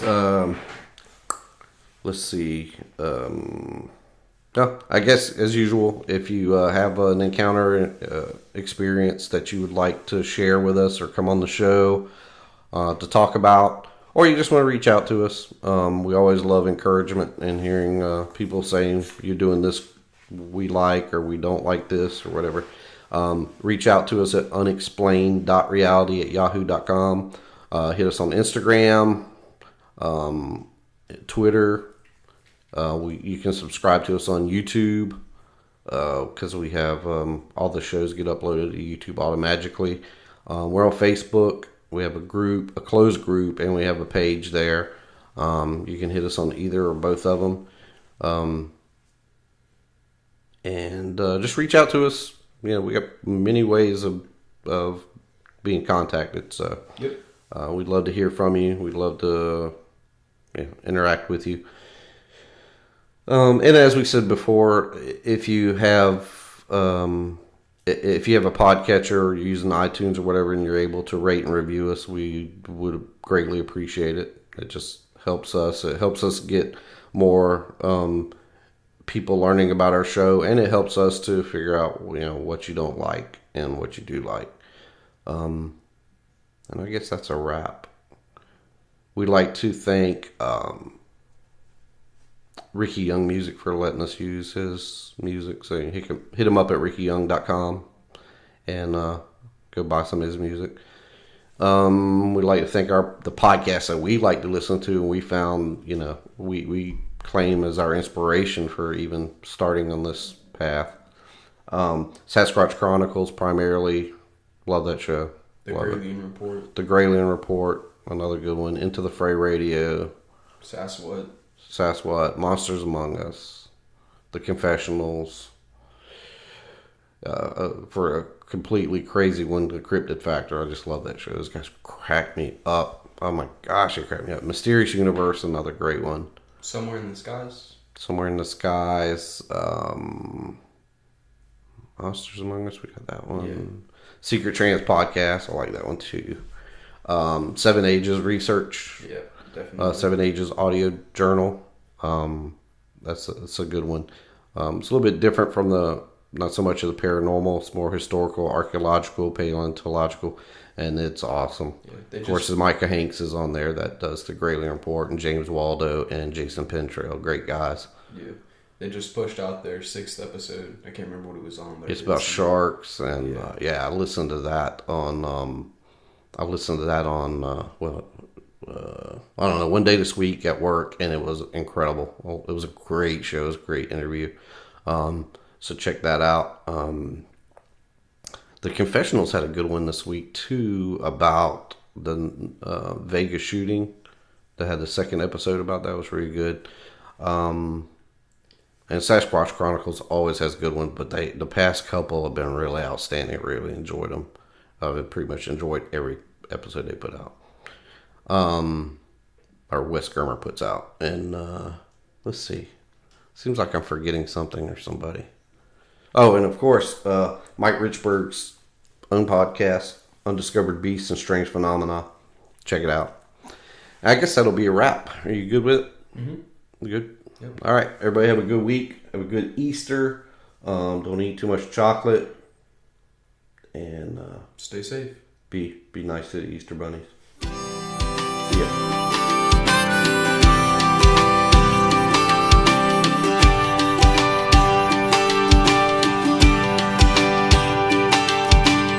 A paragraph on a piece of paper, held by a magnet on the refrigerator, said it all. You can't change the mind of an 18-year-old. Cloud of dust coming from a Gran Torino, taking off. Population, one less restless soul. Runaway to below. Gone, make yourself a memory. It's pulling like gravity underneath your skin. You can't turn around and go back again. Free, rolling like the river winds. What's ahead of what you leave behind? Just make it up as you go. Run away to below.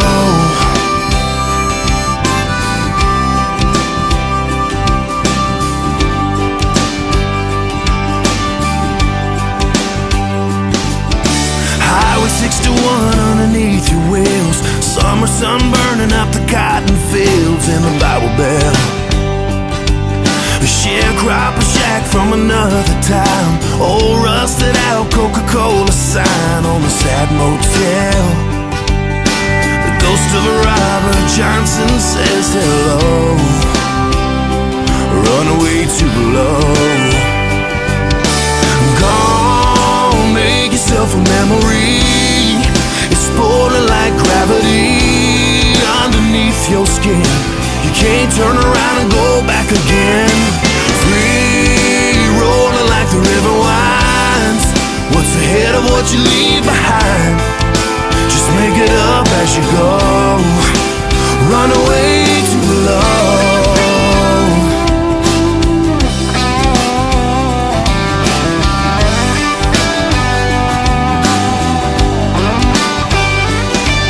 Nobody's gonna care if it don't matter where. Any road can take you there. Gone, make yourself a memory. It's pulling like gravity underneath your skin. You can't turn around and go back again. Free, rolling like the river winds. What's ahead of what you leave behind? Just make it up as you go. Run away